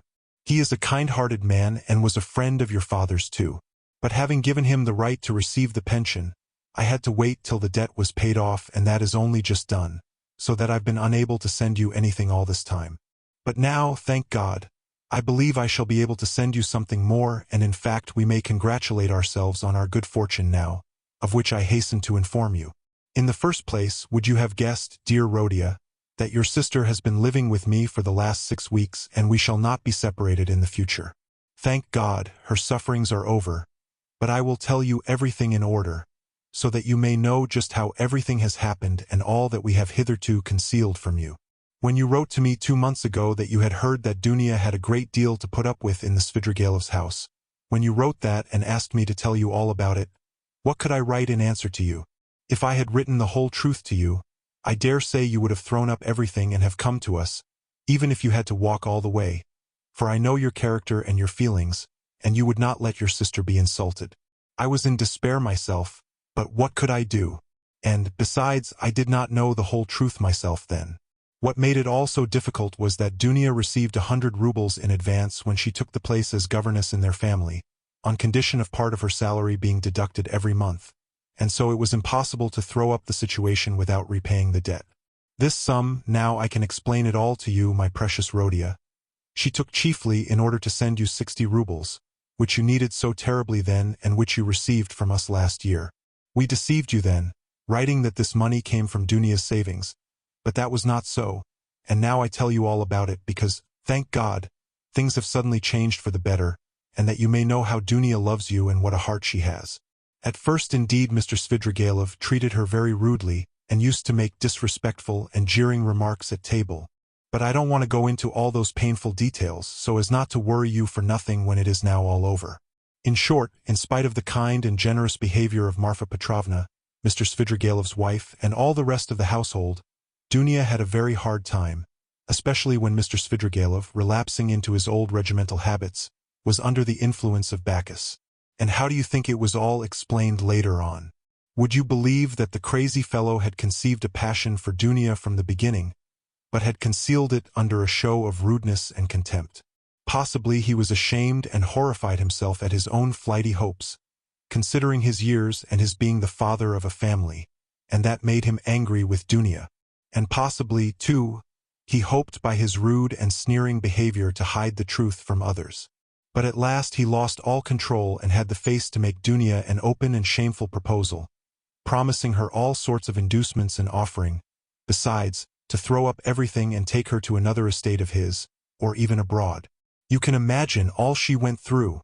To leave her situation at once was impossible not only on account of the money debt, but also to spare the feelings of Marfa Petrovna, whose suspicions would have been aroused, and then Dunia would have been the cause of a rupture in the family. And it would have meant a terrible scandal for Dunia too. That would have been inevitable. There were various other reasons owing to which Dunia could not hope to escape from that awful house for another 6 weeks. You know Dunia, of course. You know how clever she is and what a strong will she has. Dunia can endure a great deal, and even in the most difficult cases she has the fortitude to maintain her firmness. She did not even write to me about everything for fear of upsetting me, although we were constantly in communication. It all ended very unexpectedly. Marfa Petrovna accidentally overheard her husband imploring Dunia in the garden, and, putting quite a wrong interpretation on the position, threw the blame upon her, believing her to be the cause of it all. An awful scene took place between them on the spot in the garden. Marfa Petrovna went so far as to strike Dunia, refused to hear anything and was shouting at her for a whole hour, and then gave orders that Dunia should be packed off at once to me in a plain peasant's cart, into which they flung all her things, her linen and her clothes, all pell-mell, without folding it up and packing it. And a heavy shower of rain came on, too, and Dunia, insulted and put to shame, had to drive with a peasant in an open cart all the 17 versts into town. Only think now what answer could I have sent to the letter I received from you 2 months ago, and what could I have written? I was in despair. I dared not write to you the truth because you would have been very unhappy, mortified and indignant, and yet what could you do? You could only perhaps ruin yourself, and, besides, Dunia would not allow it, and fill up my letter with trifles when my heart was so full of sorrow. I could not. For a whole month the town was full of gossip about this scandal, and it came to such a pass that Dunia and I dared not even go to church on account of the contemptuous looks, whispers, and even remarks made aloud about us.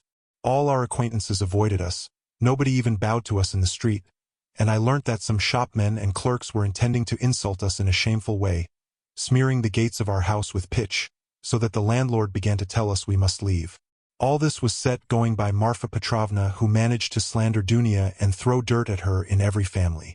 She knows everyone in the neighborhood, and that month she was continually coming into the town, and as she is rather talkative and fond of gossiping about her family affairs and particularly of complaining to all and each of her husband, which is not at all right, so in a short time she had spread her story not only in the town, but over the whole surrounding district. It made me ill, but Dunia bore it better than I did. And if only you could have seen how she endured it all and tried to comfort me and cheer me up. She is an angel. But by God's mercy, our sufferings were cut short. Mr. Svidrigailov returned to his senses and repented and, probably feeling sorry for Dunia, he laid before Marfa Petrovna a complete and unmistakable proof of Dunia's innocence, in the form of a letter Dunia had been forced to write and give to him, before Marfa Petrovna came upon them in the garden.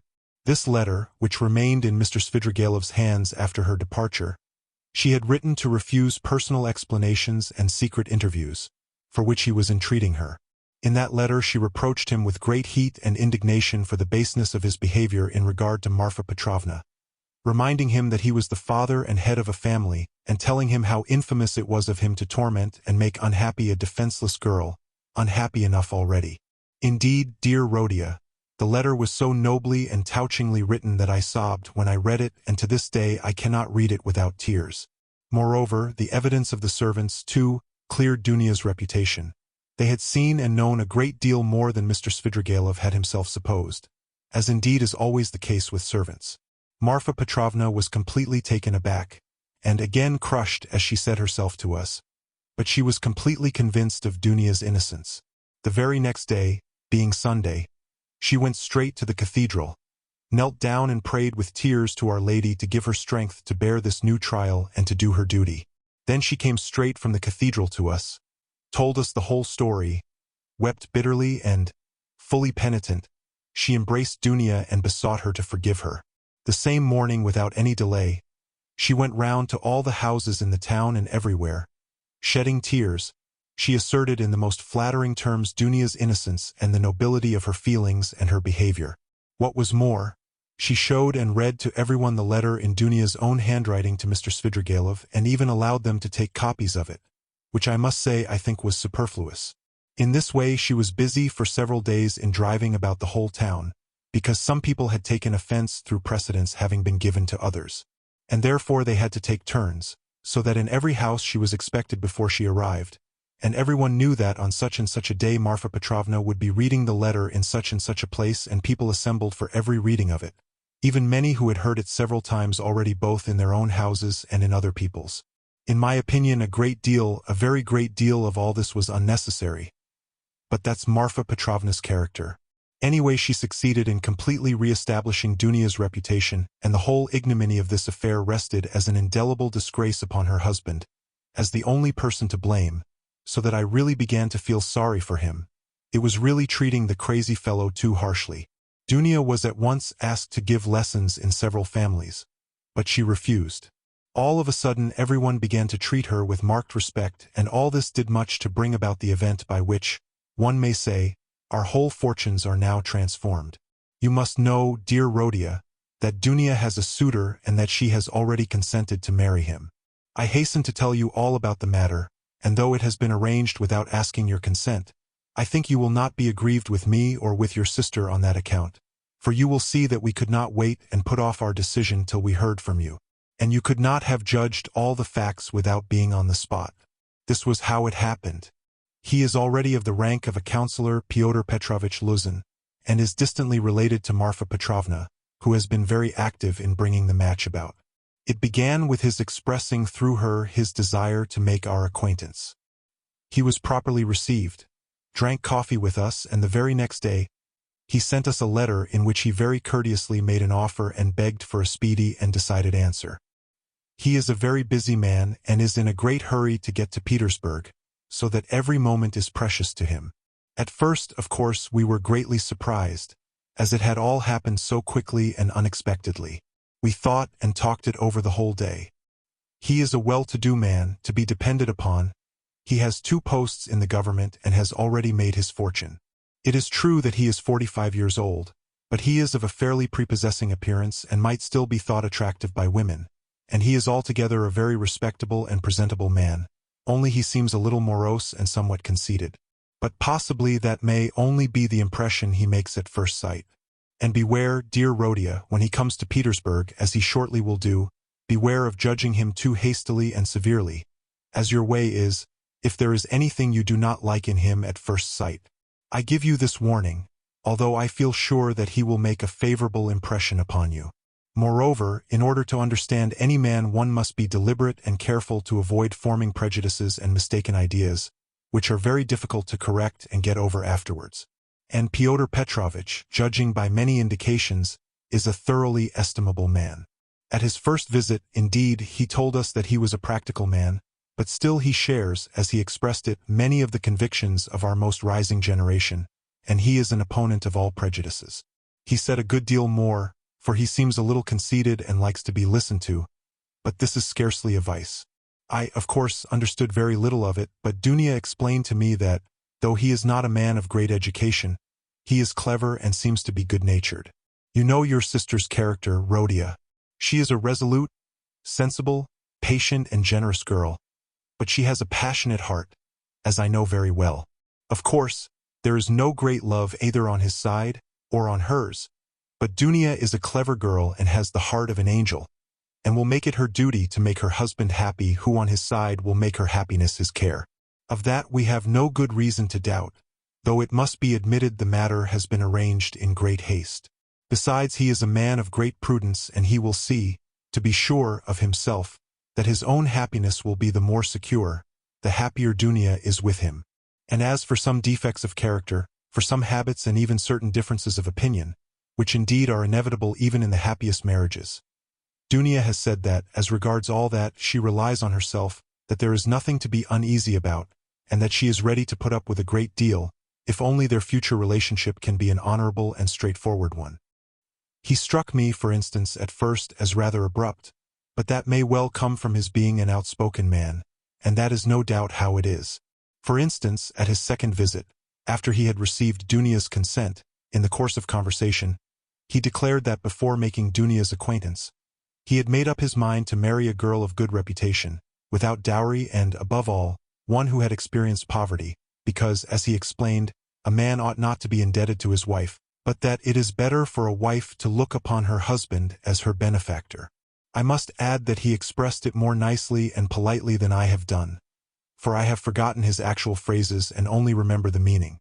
And, besides, it was obviously not said of design, but slipped out in the heat of conversation, so that he tried afterwards to correct himself and smooth it over, but all the same it did strike me as somewhat rude, and I said so afterwards to Dunia. But Dunia was vexed, and answered that words are not deeds. And that, of course, is perfectly true. Dunia did not sleep all night before she made up her mind, and, thinking that I was asleep, she got out of bed and was walking up and down the room all night. At last she knelt down before the icon and prayed long and fervently, and in the morning she told me that she had decided. I have mentioned already that Fyodor Petrovich is just setting off for Petersburg, where he has a great deal of business, and he wants to open a legal bureau. He has been occupied for many years in conducting civil and commercial litigation, and only the other day he won an important case. He has to be in Petersburg because he has an important case before the Senate. So, Rodia dear, he may be of the greatest use to you, in every way indeed, and Dunia and I have agreed that from this very day you could definitely enter upon your career and might consider that your future is marked out and assured for you. Oh, if only this comes to pass! This would be such a benefit that we could only look upon it as a providential blessing. Dunia is dreaming of nothing else. We have even ventured already to drop a few words on the subject to Fyodor Petrovich. He was cautious in his answer and said that, of course, as he could not get on without a secretary, it would be better to be paying a salary to a relation than to a stranger, if only the former were fitted for the duties, as though there could be doubt of your being fitted. But then he expressed doubts whether your studies at the university would leave you time for work at his office. The matter dropped for the time, but Dunia is thinking of nothing else now. She has been in a sort of fever for the last few days and has already made a regular plan for your becoming in the end an associate and even a partner in Fyodor Petrovich's business, which might well be, seeing that you are a student of law. I am in complete agreement with her, Rodia, and share all her plans and hopes, and think there is every probability of realizing them. And in spite of Fyodor Petrovich's evasiveness, very natural at present, since he does not know you, Dunia is firmly persuaded that she will gain everything by her good influence over her future husband. This she is reckoning upon. Of course, we are careful not to talk of any of these more remote plans to Fyodor Petrovich, especially of your becoming his partner. He is a practical man and might take this very coldly. It might all seem to him simply a daydream.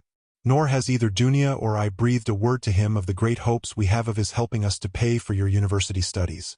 We have not spoken of it in the first place, because it will come to pass of itself later on, and he will no doubt without wasting words offer to do it of himself, as though he could refuse Dunia that, the more readily since you may by your own efforts become his right hand in the office, and receive this assistance not as a charity, but as a salary earned by your own work. Dunia wants to arrange it all like this, and I quite agree with her. And we have not spoken of our plans for another reason, that is, because I particularly wanted you to feel on an equal footing when you first meet him. When Dunia spoke to him with enthusiasm about you, he answered that one could never judge of a man without seeing him close, for oneself, and that he looked forward to forming his own opinion when he makes your acquaintance. Do you know, my precious Rodia, I think that perhaps for some reasons, nothing to do with Fyodor Petrovich though, simply for my own personal, perhaps old womanish fancies, I should do better to go on living by myself apart than with them after the wedding. I am convinced that he will be generous and delicate enough to invite me and to urge me to remain with my daughter for the future, and if he has said nothing about it hitherto, it is simply because it has been taken for granted. But I shall refuse. I have noticed more than once in my life that husbands don't quite get on with their mothers-in-law, and I don't want to be the least bit in anyone's way, and for my own sake, too, would rather be quite independent, so long as I have a crust of bread of my own, and such children as you and Dunia. If possible, I would settle somewhere near you, for the most joyful piece of news, dear Rodia, I have kept for the end of my letter. Know then, my dear boy, that we may, perhaps, be all together in a very short time and may embrace one another again after a separation of almost 3 years. It is settled for certain that Dunia and I are to set off for Petersburg, exactly when I don't know, but very, very soon, possibly in a week. It all depends on Fyodor Petrovich, who will let us know when he has had time to look round him in Petersburg. To suit his own arrangements, he is anxious to have the ceremony as soon as possible, even before the fast of Our Lady, if it could be managed, or if that is too soon to be ready, immediately after. Oh, with what happiness I shall press you to my heart. Dunia is all excitement at the joyful thought of seeing you. She said one day in joke that she would be ready to marry Fyodor Petrovich for that alone. She is an angel. She is not writing anything to you now, and has only told me to write that she has so much to tell you that she is not going to take up her pen now. For a few lines would tell you nothing, and it would only mean upsetting herself. She bids me send you her love and innumerable kisses. But although we shall be meeting so soon, perhaps I shall send you as much money as I can in a day or two. Now that everyone has heard that Dunya is to marry Pyotr Petrovitch, my credit has suddenly improved, and I know that Afanasy Ivanovitch will trust me now even to 75 rubles on the security of my pension, so that perhaps I shall be able to send you 25 or even 30 rubles. I would send you more, but I am uneasy about our traveling expenses, for though Pyotr Petrovitch has been so kind as to undertake part of the expenses of the journey, that is to say, he has taken upon himself the conveyance of our bags and big trunk, which will be conveyed through some acquaintances of his, we must reckon upon some expense on our arrival in Petersburg, where we can't be left without a halfpenny, at least for the first few days. But we have calculated it all, Dunya and I, to the last penny, and we see that the journey will not cost very much. It is only 90 versts from us to the railway, and we have come to an agreement with a driver we know, so as to be in readiness. And from there Dunya and I can travel quite comfortably third class, so that I may very likely be able to send to you not 25 but 30 rubles. But enough. I have covered 2 sheets already, and there is no space left for more. Our whole history, but so many events have happened. And now, my precious Rodia, I embrace you and send you a mother's blessing till we meet. Love Dunya your sister, Rodia. Love her as she loves you, and understand that she loves you beyond everything, more than herself. She is an angel, and you, Rodia, you are everything to us, our one hope, our one consolation. If only you are happy, we shall be happy. Do you still say your prayers, Rodia, and believe in the mercy of our Creator and our Redeemer? I am afraid in my heart that you may have been visited by the new spirit of infidelity that is abroad today. If it is so, I pray for you. Remember, dear boy, how in your childhood, when your father was living, you used to lisp your prayers at my knee, and how happy we all were in those days. Goodbye till we meet then. I embrace you warmly, warmly, with many kisses. Yours till death, Pulcheria Raskolnikov. Almost from the first, while he read the letter, Raskolnikov's face was wet with tears.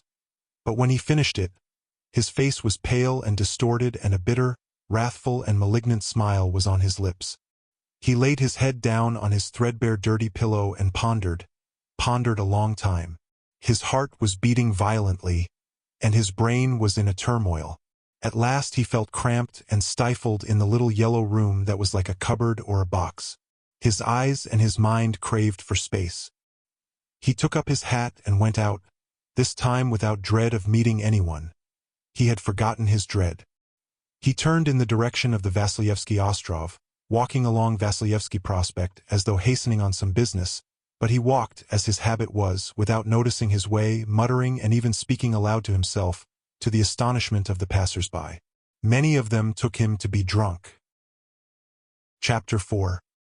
His mother's letter had been a torture to him, but as regards the chief fact in it, he had felt not one moment's hesitation, even whilst he was reading the letter.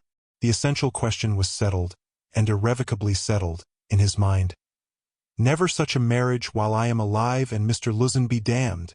The thing is perfectly clear, he muttered to himself, with a malignant smile anticipating the triumph of his decision. No, mother, no, Dunya, you won't deceive me. And then they apologize for not asking my advice and for taking the decision without me. I dare say, they imagine it is arranged now and can't be broken off. But we will see whether it can or not. A magnificent excuse. Pyotr Petrovitch is such a busy man that even his wedding has to be in post-haste, almost by express. No, Dunya, I see it all, and I know what you want to say to me. And I know too what you were thinking about when you walked up and down all night, and what your prayers were like before the Holy Mother of Kazan who stands in Mother's bedroom. Bitter is the ascent to Golgotha. So it is finally settled. You have determined to marry a sensible businessman of Dosha Romanovna, one who has a fortune, has already made his fortune, that is so much more solid and impressive. A man who holds 2 government posts and who shares the ideas of our most rising generation, as Mother writes, and who seems to be kind, as Dunya herself observes. That seems beats everything. And that very Dunya, for that very seems, is marrying him, Splendid. Splendid. But I should like to know why Mother has written to me about our most rising generation? Simply as a descriptive touch, or with the idea of prepossessing me in favor of Mr. Luzin? Oh, the cunning of them! I should like to know one thing more. How far they were open with one another that day and night and all this time since. Was it all put into words, or did both understand that they had the same thing at heart and in their minds, so that there was no need to speak of it aloud, and better not to speak of it? Most likely it was partly like that. From Mother's letter it's evident. He struck her as rude a little, and Mother in her simplicity took her observations to Dunia, and she was sure to be vexed and answered her angrily. I should think so. Who would not be angered when it was quite clear without any naive questions, and when it was understood that it was useless to discuss it? And why does she write to me, "Love Dunia, Rodia," and she loves you more than herself? Has she a secret conscience prick at sacrificing her daughter to her son? You are our one comfort. You are everything to us. Oh, Mother! His bitterness grew more and more intense, and if he had happened to meet Mr. Luzin at the moment, he might have murdered him. Yes, that's true, he continued, pursuing the whirling ideas that chased each other in his brain. It is true that it needs time and care to get to know a man, but there is no mistake about Mr. Luzin. The chief thing is he is a man of business and seems kind. That was something, wasn't it, to send the bags and big box for them? A kind man, no doubt after that. But his bride and her mother are to drive in a peasant's cart covered with sacking. I know. I have been driven in it. No matter. It is only 90 versts and then they can travel very comfortably, third class, for 1,000 versts. Quite right, too. One must cut one's coat according to one's cloth. But what about you, Mr. Luzin? She is your bride.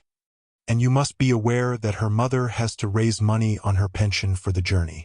To be sure, it's a matter of business, a partnership for mutual benefit, with equal shares and expenses, food and drink provided, but pay for your tobacco. The businessman has got the better of them, too. The luggage will cost less than their fares and very likely go for nothing. How is it that they don't both see all that, or is it that they don't want to see? And they are pleased. And to think that this is only the first blossoming, and that the real fruits are to come. But what really matters is not the stinginess, is not the meanness, but the tone of the whole thing. For that will be the tone after marriage, it's a foretaste of it. And Mother too, why should she be so lavish? What will she have by the time she gets to Petersburg? 3 silver rubles or 2 paper ones, as she says. That old woman, What does she expect to live upon in Petersburg afterwards? She has her reasons already for guessing that she could not live with Dunia after the marriage, even for the first few months. The good man has no doubt let slip something on that subject also, though Mother would deny it. I shall refuse, says she. On whom is she reckoning then? Is she counting on what is left of her 120 rubles of pension when Afanasy Ivanovich's debt is paid? She knits woolen shawls and embroiders cuffs, ruining her old eyes. And all her shawls don't add more than 20 rubles a year to her 120. I know that. So she is building all her hopes all the time on Mr. Luzin's generosity. He will offer it of himself, he will press it on me. You may wait a long time for that. That's how it always is with these Schilleresque noble hearts. Till the last moment every goose is a swan with them, till the last moment, they hope for the best and will see nothing wrong. And although they have an inkling of the other side of the picture, yet they won't face the truth till they are forced to. The very thought of it makes them shiver. They thrust the truth away with both hands, until the man they deck out in false colors puts a fool's cap on them with his own hands. I should like to know whether Mr. Luzin has any orders of merit. I bet he has the Anna in his buttonhole and that he puts it on when he goes to dine with contractors or merchants. He will be sure to have it for his wedding, too. Enough of him. Confound him. Well, Mother, I don't wonder at it's like her. God bless her. But how could Dunia? Dunia, darling, as though I did not know you. You were nearly 20 when I saw you last. I understood you then. Mother writes that Dunia can put up with a great deal. I know that very well. I knew that 2 years and a half ago, and for the last 2.5 years I have been thinking about it, thinking of just that Dunia can put up with a great deal. If she could put up with Mr. Svidrigailov and all the rest of it, She certainly can put up with a great deal. And now mother and she have taken it into their heads that she can put up with Mr. Luzin, who propounds the theory of the superiority of wives raised from destitution and owing everything to their husband's bounty, who propounds it, too, almost at the first interview. Granted that he let it slip, though he is a sensible man, yet maybe it was not a slip at all, but he meant to make himself clear as soon as possible. But Dunia?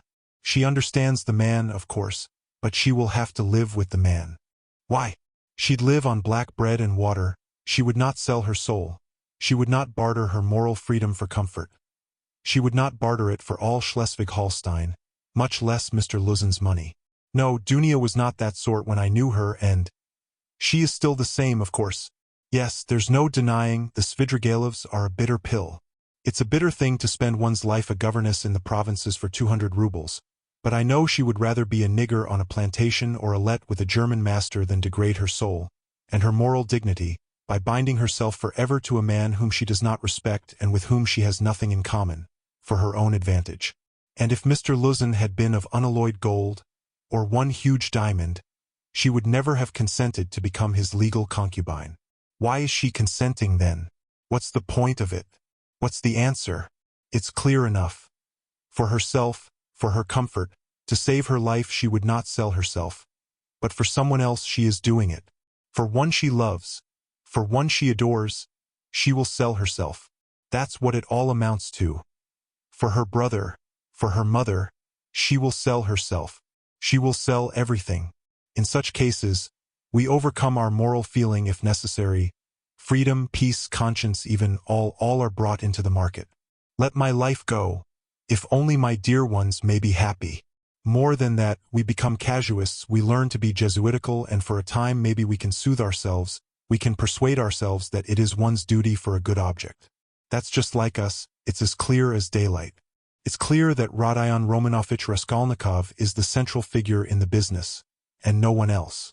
Oh yes, she can ensure his happiness, keep him in the university, make him a partner in the office, make his whole future secure. Perhaps he may even be a rich man later on, prosperous, respected, and may even end his life a famous man. But my mother? It's all Rodia, precious Rodia, her firstborn. For such a son who would not sacrifice such a daughter. Oh, loving, over-partial hearts. Why, for his sake we would not shrink even from Sonia's fate.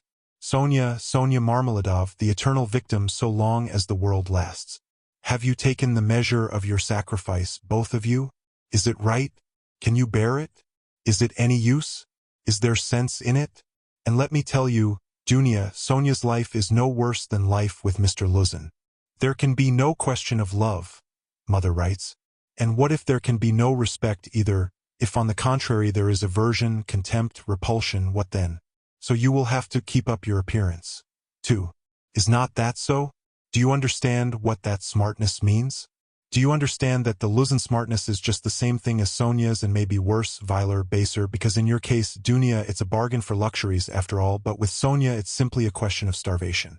It has to be paid for, Dunia, the smartness. And what if it's more than you can bear afterwards? If you regret it? The bitterness, the misery, the curses, the tears hidden from all the world. For you are not a Marfa Petrovna. And how will your mother feel then? Even now she is uneasy, she is worried. But then, when she sees it all clearly. And I? Yes, indeed, what have you taken me for? I won't have your sacrifice, Dunia. I won't have it, mother. It shall not be, so long as I am alive, it shall not. I won't accept it. He suddenly paused in his reflection and stood still. It shall not be? But what are you going to do to prevent it? You'll forbid it? And what right have you? What can you promise them on your side to give you such a right? Your whole life, your whole future, you will devote to them when you have finished your studies and obtained a post? Yes, we have heard all that before, and that's all words, but now something must be done now, do you understand that?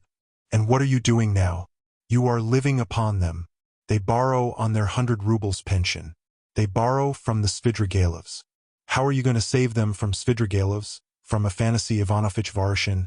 Oh, future millionaire Zeus, who would arrange their lives for them. In another 10 years? In another 10 years, mother will be blind with knitting shawls, maybe with weeping too. She will be worn to a shadow with fasting. And my sister? Imagine for a moment what may have become of your sister in 10 years. What may happen to her during those 10 years? Can you fancy? So he tortured himself, fretting himself with such questions, and finding a kind of enjoyment in it. And yet all these questions were not new ones suddenly confronting him. They were old familiar aches. It was long since they had first begun to grip and rend his heart. Long, long ago his present anguish had its first beginnings. It had waxed and gathered strength, it had matured and concentrated, until it had taken the form of a fearful, frenzied, and fantastic question, which tortured his heart and mind, clamoring insistently for an answer. Now his mother's letter had burst on him like a thunderclap. It was clear that he must not now suffer passively, worrying himself over unsolved questions, but that he must do something, do it at once, and do it quickly. Anyway, he must decide on something, or else, or throw up life altogether, he cried suddenly in a frenzy. Accept one's lot humbly as it is, once for all, and stifle everything in oneself, giving up all claim to activity, life, and love. Do you understand, sir? Do you understand what it means when you have absolutely nowhere to turn? Marmeladov's question came suddenly into his mind. For every man must have somewhere to turn. He gave a sudden start. Another thought that he had had yesterday slipped back into his mind. But he did not start at the thought recurring to him, for he knew, he had felt beforehand, that it must come back. He was expecting it. Besides, it was not only yesterday's thought. The difference was that a month ago, yesterday even, the thought was a mere dream. But now it appeared not a dream at all. It had taken a new menacing and quite unfamiliar shape, and he suddenly became aware of this himself. He felt a hammering in his head, and there was a darkness before his eyes. He looked round hurriedly. He was searching for something. He wanted to sit down and was looking for a seat. He was walking along the quay boulevard. There was a seat about 100 paces in front of him. He walked towards it as fast he could. But on the way he met with a little adventure which absorbed all his attention. Looking for the seat, he had noticed a woman walking some 20 paces in front of him. But at first he took no more notice of her than of other objects that crossed his path. It had happened to him many times going home not to notice the road by which he was going, and he was accustomed to walk like that. But there was at first sight something so strange about the woman in front of him, that gradually his attention was riveted upon her, at first reluctantly and, as it were, resentfully, and then more and more intently. He felt a sudden desire to find out what it was that was so strange about the woman. In the first place, she appeared to be a girl quite young, and she was walking in the great heat bareheaded and with no parasol or gloves, waving her arms about in an absurd way. She had on a dress of some light silky material, but put on strangely awry, not properly hooked up, and torn open at the top of the skirt, close to the waist. A great piece was rent and hanging loose. A little kerchief was flung about her bare throat, but lay slanting on one side. The girl was walking unsteadily, too, stumbling and staggering from side to side. She drew Raskolnikov's whole attention at last. He overtook the girl at the seat, but on reaching it, she dropped down on it in the corner. She let her head sink on the back of the seat and closed her eyes, apparently in extreme exhaustion. Looking at her closely, he saw at once that she was completely drunk. It was a strange and shocking sight. He could hardly believe that he was not mistaken. He saw before him the face of a quite young, fair-haired girl, 16, perhaps not more than 15 years old, pretty little face, but flushed and heavy-looking and, as it were, swollen. The girl seemed hardly to know what she was doing. She crossed one leg over the other, lifting it indecorously, and showed every sign of being unconscious that she was in the street. Raskolnikov did not sit down, but he felt unwilling to leave her, and stood facing her in perplexity.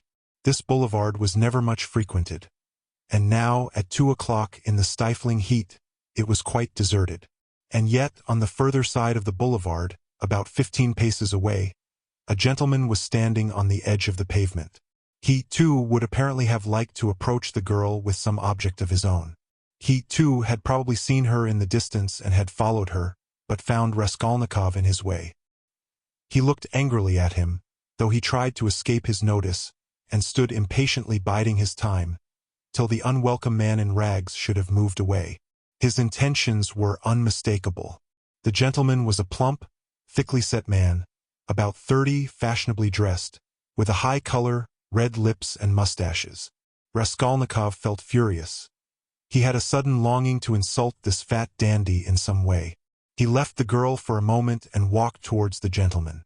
"Hey, you Svidrigailov, what do you want here?" he shouted, clenching his fists and laughing, spluttering with rage. "What do you mean?" the gentleman asked sternly, scowling in haughty astonishment. "Get away, that's what I mean. How dare you, you low fellow!" He raised his cane. Raskolnikov rushed at him with his fists, without reflecting that the stout gentleman was a match for two men like himself. But at that instant someone seized him from behind, and a police constable stood between them. "That's enough, gentlemen, no fighting, please, in a public place. What do you want? Who are you?" he asked Raskolnikov sternly, noticing his rags. Raskolnikov looked at him intently. He had a straightforward, sensible, soldierly face, with gray mustaches and whiskers. "You are just the man I want," Raskolnikov cried, catching at his arm. "I am a student, Raskolnikov. You may as well know that too," he added, addressing the gentleman. "Come along, I have something to show you," and taking the policeman by the hand, he drew him towards the seat. "Look here, hopelessly drunk, and she has just come down the boulevard. There is no telling who and what she is. She does not look like a professional. It's more likely she has been given drink and deceived somewhere, for the first time. You understand? And they've put her out into the street like that. Look at the way her dress is torn, and the way it has been put on. She has been dressed by somebody. She has not dressed herself, and dressed by unpracticed hands, by a man's hands. That's evident. And now look there. I don't know that dandy with whom I was going to fight. I see him for the first time, but he too has seen her on the road just now, drunk, not knowing what she is doing, and now he is very eager to get hold of her, to get her away somewhere while she is in this state. That's certain, believe me, I am not wrong. I saw him myself watching her and following her, but I prevented him, and he is just waiting for me to go away. Now he has walked away a little, and is standing still, pretending to make a cigarette. Think, how can we keep her out of his hands? And how are we to get her home?" The policeman saw it all in a flash. The stout gentleman was easy to understand. He turned to consider the girl. The policeman bent over to examine her more closely, and his face worked with genuine compassion. "Ah, what a pity," he said, shaking his head. "Why, she is quite a child. She has been deceived, you can see that at once. Listen, lady," he began, addressing her. "Where do you live?" The girl opened her weary and sleepy-looking eyes, gazed blankly at the speaker, and waved her hand. "Here," said Raskolnikov, feeling in his pocket and finding 20 kopecks. "Here, call a cab and tell him to drive her to her address. The only thing is to find out her address." Missy, the policeman began again, taking the money. "I'll fetch you a cab and take you home myself." "Where shall I take you, eh? Where do you live?" "Go away. They won't let me alone," the girl muttered, and once more waved her hand. "Sh, how shocking. It's shameful, missy. It's a shame." He shook his head again, shocked, sympathetic, and indignant. "It's a difficult job," the policeman said to Raskolnikov, and as he did so, he looked him up and down in a rapid glance. He, too, must have seemed a strange figure to him, dressed in rags and handing him money. "Did you meet her far from here?" he asked him. "I tell you, she was walking in front of me, staggering, just here, in the boulevard. She only just reached the seat and sank down on it. Ah, the shameful things that are done in the world nowadays. God have mercy on us. An innocent creature like that, drunk already. She has been deceived, that's a sure thing. See how her dress has been torn too. Ah, the vice one sees nowadays. And as likely as not she belongs to gentlefolk too, poor ones maybe. There are many like that nowadays. She looks refined, too, as though she were a lady." And he bent over her once more. Perhaps he had daughters growing up like that. looking like ladies and refined, with pretensions to gentility and smartness. The chief thing is, Raskolnikov persisted, to keep her out of this scoundrel's hands. Why should he outrage her? It's as clear as day what he is after. Ah, the brute, he is not moving off. Raskolnikov spoke aloud and pointed to him. The gentleman heard him and seemed about to fly into a rage again, but thought better of it, and confined himself to a contemptuous look. He then walked slowly another 10 paces away and again halted. "Keep her out of his hands we can," said the constable thoughtfully. "If only she'd tell us where to take her, but as it is, Missy, hey, Missy." He bent over her once more. She opened her eyes fully all of a sudden, looked at him intently, as though realizing something, got up from the seat and walked away in the direction from which she had come. "Oh, shameful wretches, they won't let me alone," she said, waving her hand again. She walked quickly, though staggering as before. The dandy followed her, but along another avenue, keeping his eye on her. "Don't be anxious, I won't let him have her," the policeman said resolutely, and he set off after them. "Ah, the vice one sees nowadays," he repeated aloud, sighing. At that moment something seemed to sting Raskolnikov. In an instant a complete revulsion of feeling came over him. "Hey, here!" he shouted after the policeman. The latter turned round. "Let them be. What is it to do with you? Let her go. Let him amuse himself." He pointed at the dandy. "What is it to do with you?" The policeman was bewildered, and stared at him open-eyed. Raskolnikov laughed. "Well," ejaculated the policeman, with a gesture of contempt, and he walked after the dandy and the girl, probably taking Raskolnikov for a madman or something even worse. "He has carried off my 20 kopecks," Raskolnikov murmured angrily when he was left alone. "Well, let him take as much from the other fellow to allow him to have the girl, and so let it end. And why did I want to interfere? Is it for me to help? Have I any right to help? Let them devour each other alive. What is it to me? How did I dare to give him 20 kopecks? Were they mine?" In spite of those strange words, he felt very wretched. He sat down on the deserted seat. His thoughts strayed aimlessly. He found it hard to fix his mind on anything at that moment. He longed to forget himself altogether, to forget everything, and then to wake up and begin life anew. "Poor girl," he said, looking at the empty corner where she had sat. "She will come to herself and weep, and then her mother will find out. She will give her a beating, a horrible, shameful beating, and then maybe turn her out of doors. And even if she does not, the Darya Frantsovnas will get wind of it, and the girl will soon be slipping out on the sly here and there. Then there will be the hospital directly. That's always the luck of those girls with respectable mothers who go wrong on the sly, and then, again the hospital, drink, the taverns, and more hospital in 2 or 3 years, a wreck, and her life over at 18 or 19. Have not I seen cases like that? And how have they been brought to it? Why, they've all come to it like that. Ugh! But what does it matter? That's as it should be, they tell us. A certain percentage, they tell us, must every year go that way. To the devil, I suppose, so that the rest may remain chaste and not be interfered with. A percentage. What splendid words they have. They are so scientific, so consolatory. Once you've said percentage, there's nothing more to worry about. If we had any other word, maybe we might feel more uneasy. But what if Dunia were one of the percentage? Of another one if not that one? But where am I going? He thought suddenly. Strange, I came out for something. As soon as I had read the letter I came out. I was going to Vasilyevsky Ostrov, to Razumihin. That's what it was. Now I remember. What for, though? And what put the idea of going to Razumihin into my head just now? That's curious. He wondered at himself. Razumihin was one of his old comrades at the university. It was remarkable that Raskolnikov had hardly any friends at the university. He kept aloof from everyone, went to see no one, and did not welcome anyone who came to see him, and indeed everyone soon gave him up. He took no part in the students' gatherings, amusements, or conversations. He worked with great intensity without sparing himself, and he was respected for this, but no one liked him. He was very poor, and there was a sort of haughty pride and reserve about him, as though he were keeping something to himself.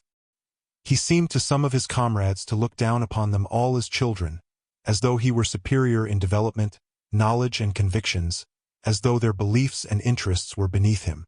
With Razumihin he had got on, or at least he was more unreserved and communicative with him. Indeed, it was impossible to be on any other terms with Razumihin.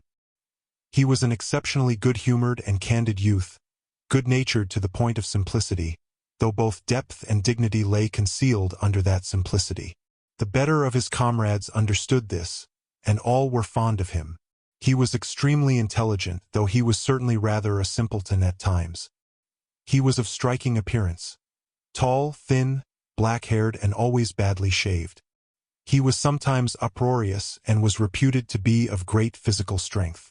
One night, when out in a festive company, he had with one blow laid a gigantic policeman on his back. There was no limit to his drinking powers, but he could abstain from drink altogether. He sometimes went too far in his pranks, but he could do without pranks altogether.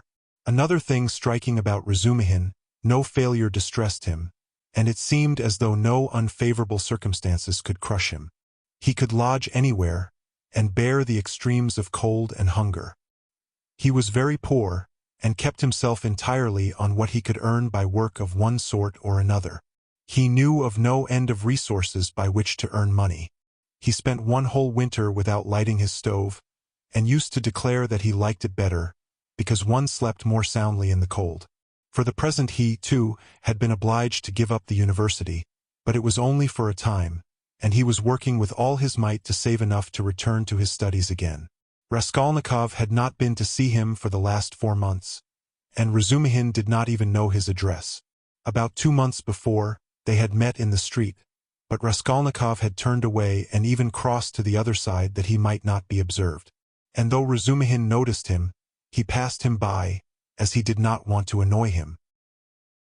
Chapter 5. Of course, I've been meaning lately to go to Razumihin's to ask for work, to ask him to get me lessons or something, Raskolnikov thought. But what help can he be to me now?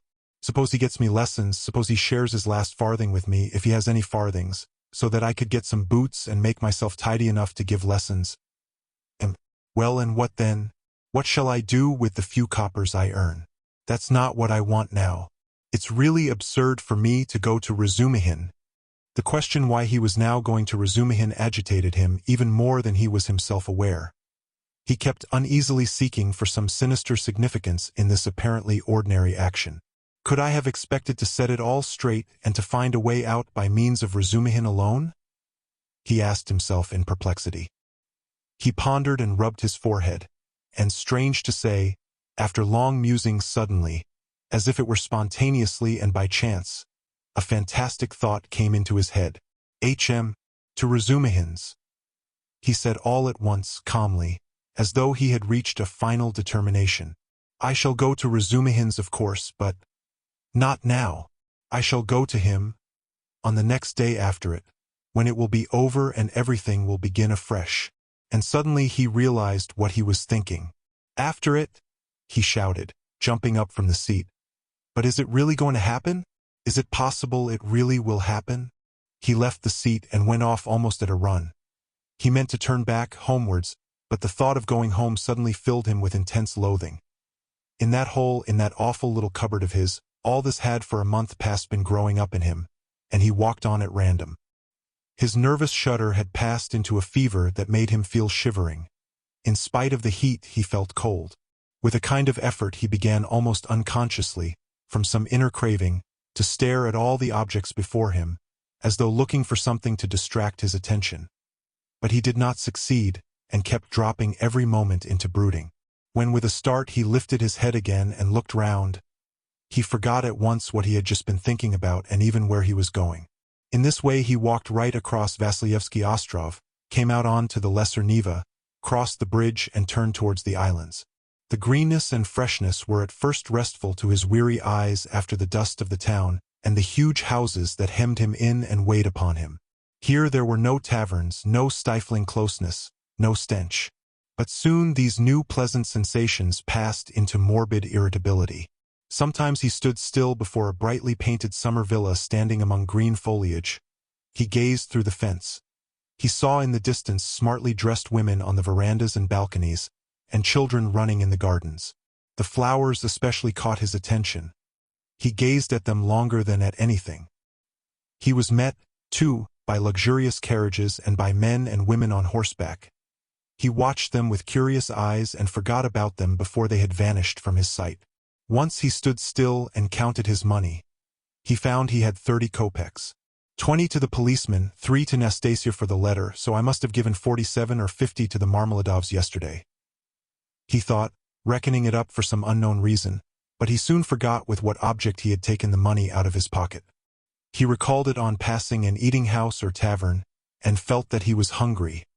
Going into the tavern, he drank a glass of vodka and ate a pie of some sort.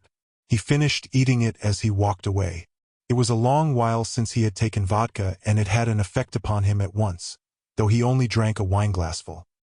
His legs felt suddenly heavy and a great drowsiness came upon him. He turned homewards, but reaching Petrovsky Ostrov he stopped completely exhausted, turned off the road into the bushes, sank down upon the grass and instantly fell asleep. In a morbid condition of the brain, dreams often have a singular actuality, vividness, and extraordinary semblance of reality. At times monstrous images are created, but the setting and the whole picture are so truth-like and filled with details so delicate, so unexpectedly, but so artistically consistent, that the dreamer, were he an artist like Pushkin or Turgenev even, could never have invented them in the waking state. Such sick dreams always remain long in the memory and make a powerful impression on the overwrought and deranged nervous system. Raskolnikov had a fearful dream. He dreamt he was back in his childhood in the little town of his birth.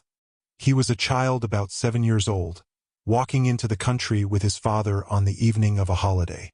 It was a gray and heavy day. The country was exactly as he remembered it. Indeed, he recalled it far more vividly in his dream than he had done in memory. The little town stood on a level flat as bare as the hand, not even a willow near it. Only in the far distance, a copse lay, a dark blur on the very edge of the horizon. A few paces beyond the last market garden stood a tavern, a big tavern, which had always aroused in him a feeling of aversion, even of fear, when he walked by it with his father. There was always a crowd there, always shouting, laughter and abuse, hideous hoarse singing and often fighting. Drunken and horrible-looking figures were hanging about the tavern. He used to cling close to his father, trembling all over when he met them. Near the tavern the road became a dusty track, the dust of which was always black. It was a winding road, and about 100 paces further on, it turned to the right to the graveyard. In the middle of the graveyard stood a stone church with a green cupola where he used to go to Mass 2 or 3 times a year with his father and mother, when a service was held in memory of his grandmother, who had long been dead, and whom he had never seen. On these occasions they used to take on a white dish tied up in a table napkin a special sort of rice pudding with raisins stuck in it in the shape of a cross. He loved that church, the old-fashioned, unadorned icons and the old priest with the shaking head. Near his grandmother's grave, which was marked by a stone, was the little grave of his younger brother who had died at 6 months old. He did not remember him at all, but he had been told about his little brother, and whenever he visited the graveyard he used religiously and reverently to cross himself and to bow down and kiss the little grave. And now he dreamt that he was walking with his father past the tavern on the way to the graveyard. He was holding his father's hand and looking with dread at the tavern. A peculiar circumstance attracted his attention. There seemed to be some kind of festivity going on. There were crowds of gaily dressed townspeople, peasant women, their husbands, and riff-raff of all sorts, all singing and all more or less drunk. Near the entrance of the tavern stood a cart, but a strange cart. It was one of those big carts usually drawn by heavy cart horses and laden with casks of wine or other heavy goods. He always liked looking at those great cart horses, with their long manes, thick legs, and slow even pace, drawing along a perfect mountain with no appearance of effort, as though it were easier going with a load than without it. But now, strange to say, in the shafts of such a cart he saw a thin little sorrel beast, one of those peasants' nags which he had often seen straining their utmost under a heavy load of wood or hay, especially when the wheels were stuck in the mud or in a rut. And the peasants would beat them so cruelly, sometimes even about the nose and eyes, and he felt so sorry for them that he almost cried, and his mother always used to take him away from the window. All of a sudden there was a great uproar of shouting, singing, and the balalaika, and from the tavern a number of big and very drunken peasants came out, wearing red and blue shirts and coats thrown over their shoulders. "Get in! Get in!" shouted one of them, a young thick-necked peasant with a fleshy face red as a carrot. "I'll take you all, get in!" But at once there was an outbreak of laughter and exclamations in the crowd. "Take us all with a beast like that! Why, Mikolka, are you crazy to put a nag like that in such a cart? And this mare is 20 if she is a day, mates. Get in! I'll take you all!" Mikolka shouted again, leaping first into the cart, seizing the reins and standing straight up in front. "The bay has gone with Matvey," he shouted from the cart. "And this brute, mates, is just breaking my heart. I feel as if I could kill her. She's just eating her head off. Get in, I tell you. I'll make her gallop. She'll gallop." And he picked up the whip, preparing himself with relish to flog the little mare. "Get in. Come along." The crowd laughed. "Jew here. She'll gallop. Gallop indeed. She has not had a gallop in her for the last 10 years. She'll jog along. Don't you mind her, mates. Bring a whip each of you. Get ready. All right. Give it to her." They all clambered into Mikolka's cart, laughing and making jokes. 6 men got in, and there was still room for more. They hauled in a fat, rosy-cheeked woman. She was dressed in red cotton, in a pointed, beaded headdress and thick leather shoes. She was cracking nuts and laughing. The crowd round them was laughing too, and indeed, how could they help laughing? That wretched nag was to drag all the cartload of them at a gallop. 2 young fellows in the cart were just getting whips ready to help Mikolka. With the cry of "now," the mare tugged with all her might, but far from galloping, could scarcely move forward. She struggled with her legs, gasping and shrinking from the blows of the 3 whips which were showered upon her like hail. The laughter in the cart and in the crowd was redoubled, but Mikolka flew into a rage and furiously thrashed the mare, as though he supposed she really could gallop. "Let me get in too, mates," shouted a young man in the crowd whose appetite was aroused. "Get in, all get in," cried Mikolka. "She will draw you all. I'll beat her to death." And he thrashed and thrashed at the mare, beside himself with fury. "Father, father," he cried. "Father, what are they doing? Father, they are beating the poor horse." Come along," said his father. "They are drunken and foolish, they are in fun. Come away, don't look." And he tried to draw him away, but he tore himself away from his hand, and, beside himself with horror, ran to the horse. The poor beast was in a bad way. She was gasping, standing still, then tugging again and almost falling. "Beat her to death," cried Mikolka. "It's come to that. I'll do for her." "What are you about? Are you a Christian, you devil?" shouted an old man in the crowd. "Did anyone ever see the like? A wretched nag like that pulling such a cartload," said another. "You'll kill her," shouted the third. "Don't meddle. It's my property. I'll do what I choose. Get in, more of you. Get in, all of you. I will have her go at a gallop." All at once laughter broke into a roar and covered everything. The mare, roused by the shower of blows, began feebly kicking. Even the old man could not help smiling. To think of a wretched little beast like that trying to kick. 2 lads in the crowd snatched up whips and ran to the mare to beat her about the ribs. 1 ran each side. "Hit her in the face, in the eyes, cried Mikolka. "Give us a song, mates," shouted someone in the cart, and everyone in the cart joined in a riotous song, jingling a tambourine and whistling. The woman went on cracking nuts and laughing. He ran beside the mare, ran in front of her, saw her being whipped across the eyes, right in the eyes. He was crying, he felt choking, his tears were streaming. One of the men gave him a cut with the whip across the face. He did not feel it. Wringing his hands and screaming, he rushed up to the gray-headed old man with the gray beard, who was shaking his head in disapproval. One woman seized him by the hand and would have taken him away, but he tore himself from her and ran back to the mare. She was almost at the last gasp, but began kicking once more. "I'll teach you to kick," Mikolka shouted ferociously.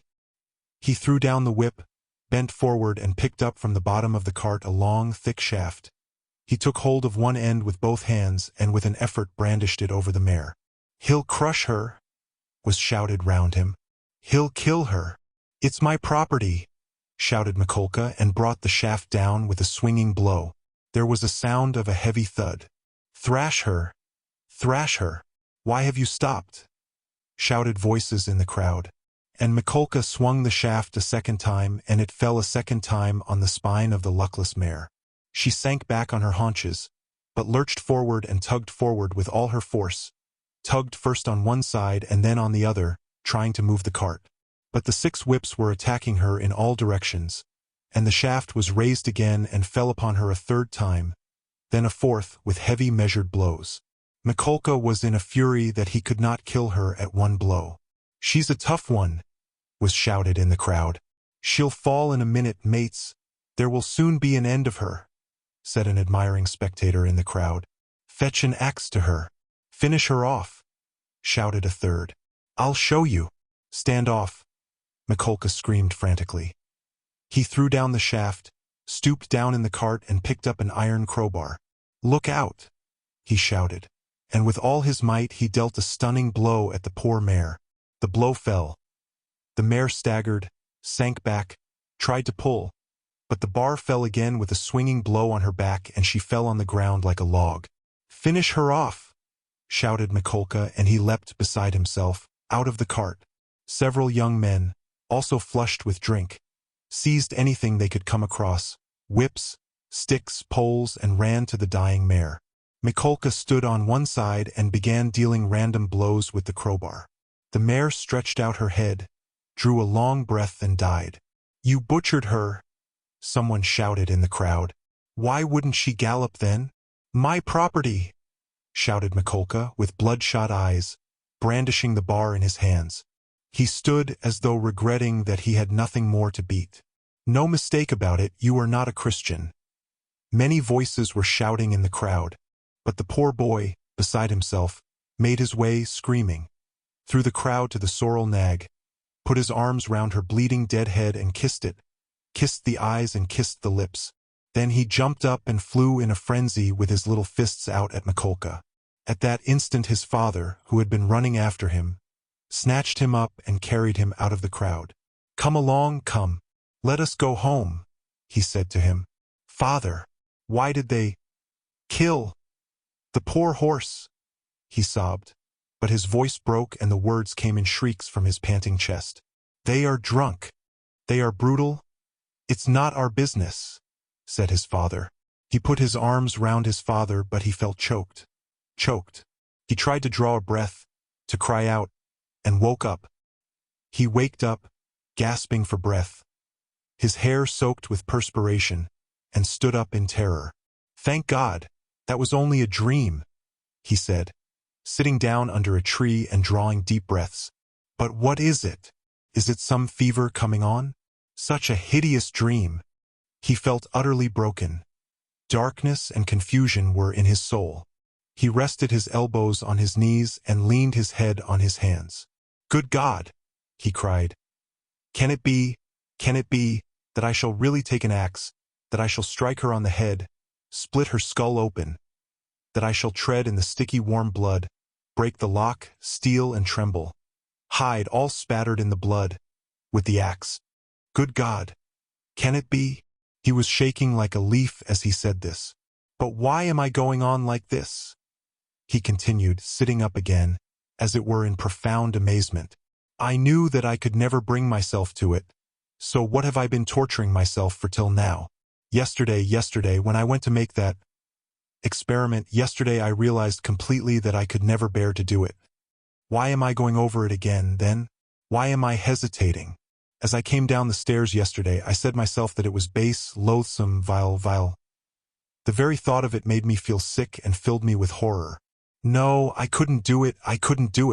Granted that there is no flaw in all that reasoning, that all that I have concluded this last month is clear as day, true as arithmetic. My God! Anyway, I couldn't bring myself to it. I couldn't do it. Why then am I still?"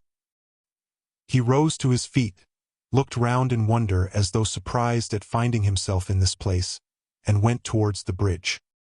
He was pale, his eyes glowed, he was exhausted in every limb, but he seemed suddenly to breathe more easily. He felt he had cast off that fearful burden that had so long been weighing upon him, and all at once there was a sense of relief and peace in his soul. "Lord," he prayed, "show me my path. I renounce that accursed dream of mine." Crossing the bridge, he gazed quietly and calmly at the Neva, at the glowing red sun setting in the glowing sky. In spite of his weakness, he was not conscious of fatigue. It was as though an abscess that had been forming for a month past in his heart had suddenly broken. Freedom! Freedom! He was free from that spell, that sorcery, that obsession.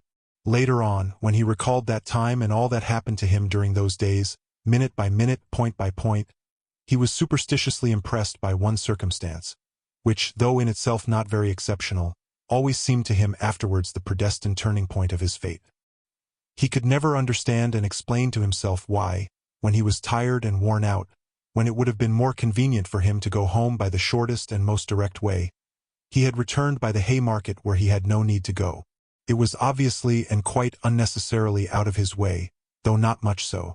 It is true that it happened to him dozens of times to return home without noticing what streets he passed through.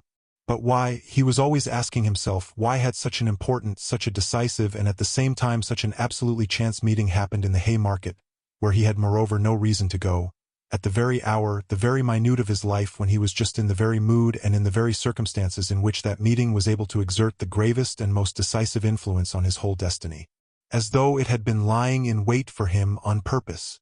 It was about 9 o'clock when he crossed the Haymarket. At the tables and the barrows, at the booths and the shops, all the market people were closing their establishments or clearing away and packing up their wares and, like their customers, were going home. Rag pickers and costermongers of all kinds were crowding round the taverns in the dirty and stinking courtyards of the Haymarket. Raskolnikov particularly liked this place and the neighboring alleys, when he wandered aimlessly in the streets. Here his rags did not attract contemptuous attention, and one could walk about in any attire without scandalizing people. At the corner of an alley a huckster and his wife had 2 tables set out with tapes, thread, cotton handkerchiefs, etc. They, too, had got up to go home, but were lingering in conversation with a friend, who had just come up to them. This friend was Lizaveta Ivanovna, or, as everyone called her, Lizaveta, the younger sister of the old pawnbroker Alyona Ivanovna, whom Raskolnikov had visited the previous day to pawn his watch and make his experiment. He already knew all about Lizaveta, and she knew him a little too. She was a single woman of about 35, tall, clumsy, timid, submissive, and almost idiotic. She was a complete slave and went in fear and trembling of her sister, who made her work day and night, and even beat her. She was standing with a bundle before the huckster and his wife, listening earnestly and doubtfully. They were talking of something with special warmth. The moment Raskolnikov caught sight of her, he was overcome by a strange sensation as it were of intense astonishment, though there was nothing astonishing about this meeting. "You could make up your mind for yourself, Lizaveta Ivanovna," the huckster was saying aloud. "Come round tomorrow about 7. They will be here too." "Tomorrow?" said Lizaveta slowly and thoughtfully, as though unable to make up her mind.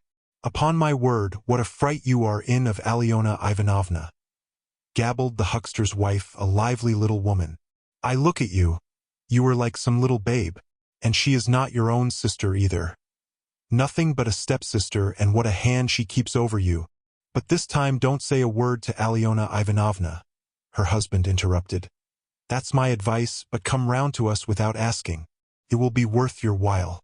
Later on your sister herself may have a notion." "Am I to come?" "About 7 o'clock tomorrow. And they will be here. You will be able to decide for yourself. And we'll have a cup of tea," added his wife. "All right, I'll come," said Lizaveta, still pondering, and she began slowly moving away. Raskolnikov had just passed and heard no more. He passed softly, unnoticed, trying not to miss a word. His first amazement was followed by a thrill of horror, like a shiver running down his spine. He had suddenly quite unexpectedly learnt, that the next day at 7 o'clock Lizaveta, the old woman's sister and only companion, would be away from home, and that therefore at 7 o'clock precisely the old woman would be left alone. He was only a few steps from his lodging. He went in like a man condemned to death. He thought of nothing and was incapable of thinking. But he felt suddenly in his whole being that he had no more freedom of thought, no will, and that everything was suddenly and irrevocably decided. Certainly, if he had to wait whole years for a suitable opportunity, he could not reckon on a more certain step towards the success of the plan than that which had just presented itself. In any case, it would have been difficult to find out beforehand and with certainty, with greater exactness and less risk, and without dangerous inquiries and investigations, that next day at a certain time an old woman, on whose life an attempt was contemplated, would be at home and entirely alone. Chapter 6. Later on, Raskolnikov happened to find out why the huckster and his wife had invited Lizaveta. It was a very ordinary matter, and there was nothing exceptional about it. A family who had come to the town and been reduced to poverty were selling their household goods and clothes, all women's things. As the things would have fetched little in the market, they were looking for a dealer. This was Lizaveta's business. She undertook such jobs and was frequently employed, as she was very honest and always fixed a fair price and stuck to it. She spoke as a rule little and, as we have said already, she was very submissive and timid. But Raskolnikov had become superstitious of late.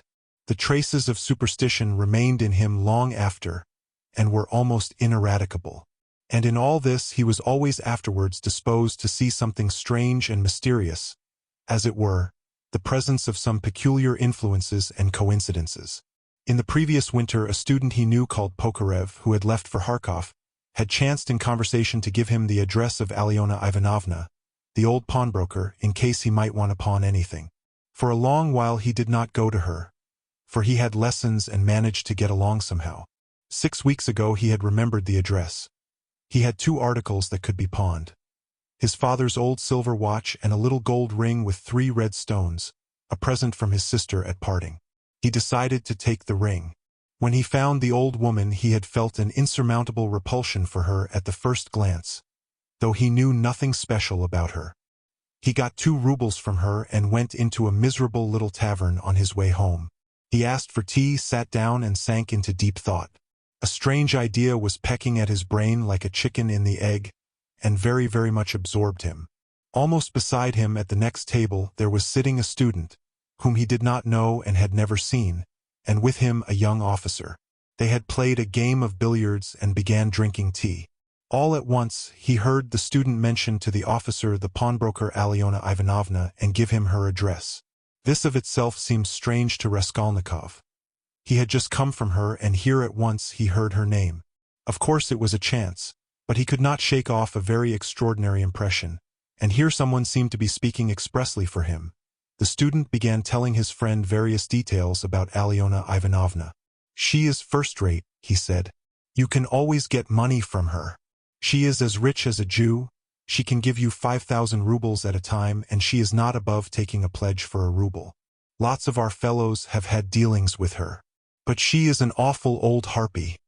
And he began describing how spiteful and uncertain she was, how if you were only a day late with your interest the pledge was lost, how she gave a quarter of the value of an article and took 5 and even 7% a month on it, and so on. The student chattered on, saying that she had a sister Lizaveta, whom the wretched little creature was continually beating, and kept in complete bondage like a small child, though Lizaveta was at least 6 feet high. "There's a phenomenon for you," cried the student, and he laughed. They began talking about Lizaveta. The student spoke about her with a peculiar relish and was continually laughing, and the officer listened with great interest and asked him to send Lizaveta to do some mending for him. Raskolnikov did not miss a word and learned everything about her.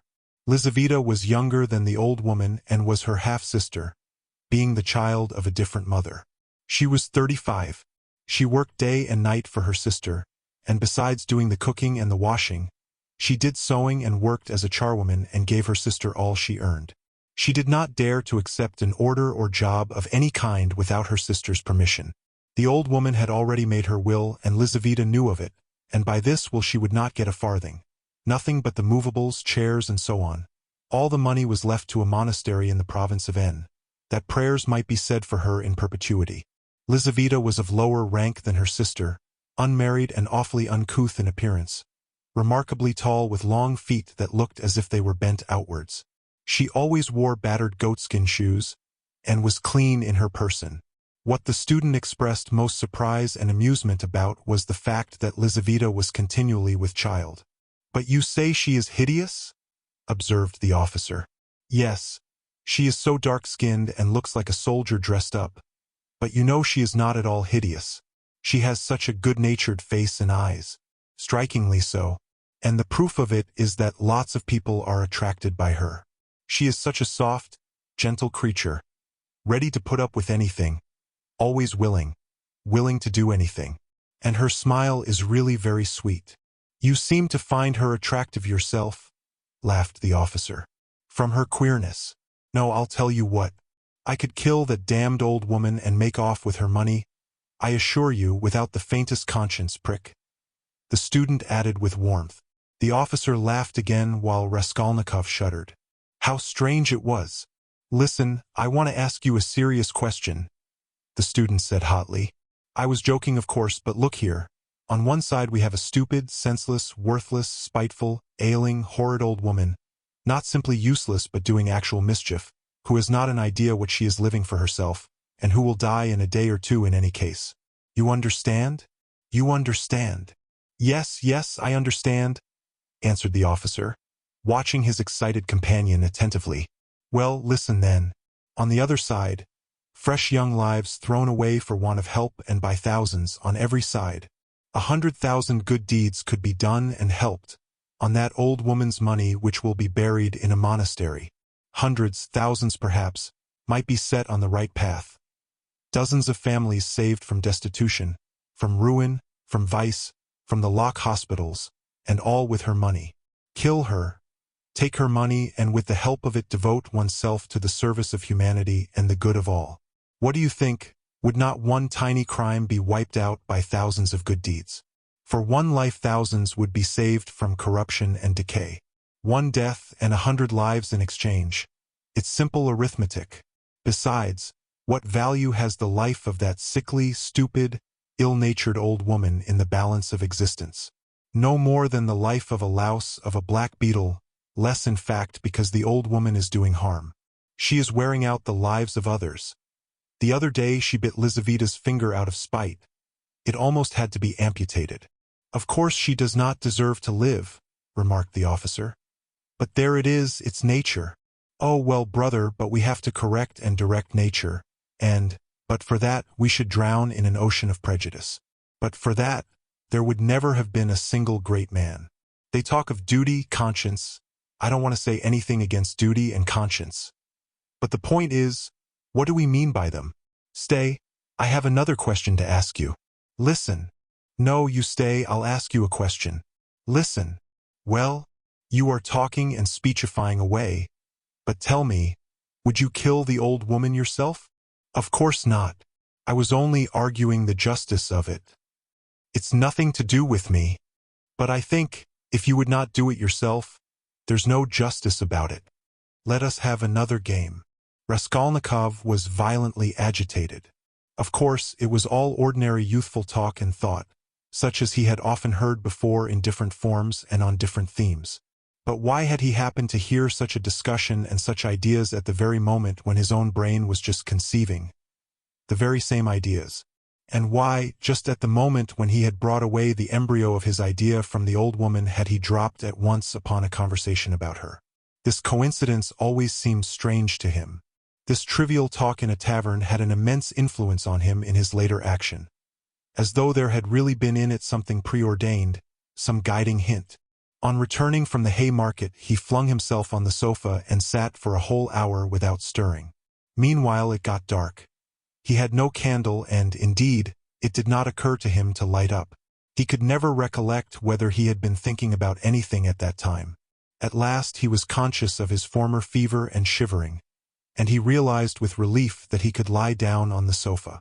Soon heavy, leaden sleep came over him, as it were crushing him.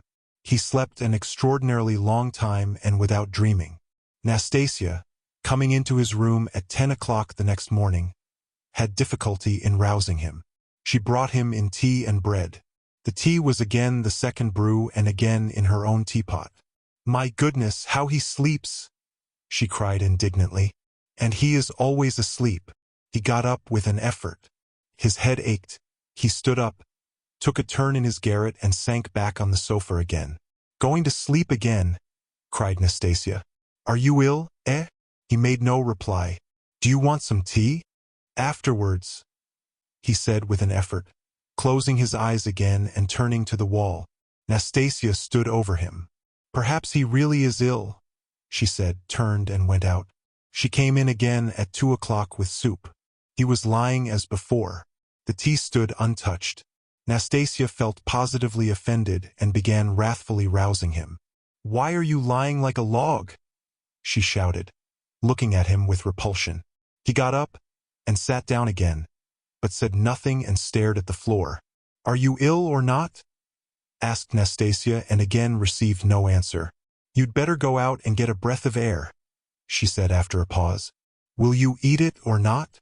"Afterwards," he said weakly. "You can go." And he motioned her out. She remained a little longer, looked at him with compassion and went out. A few minutes afterwards, he raised his eyes and looked for a long while at the tea and the soup.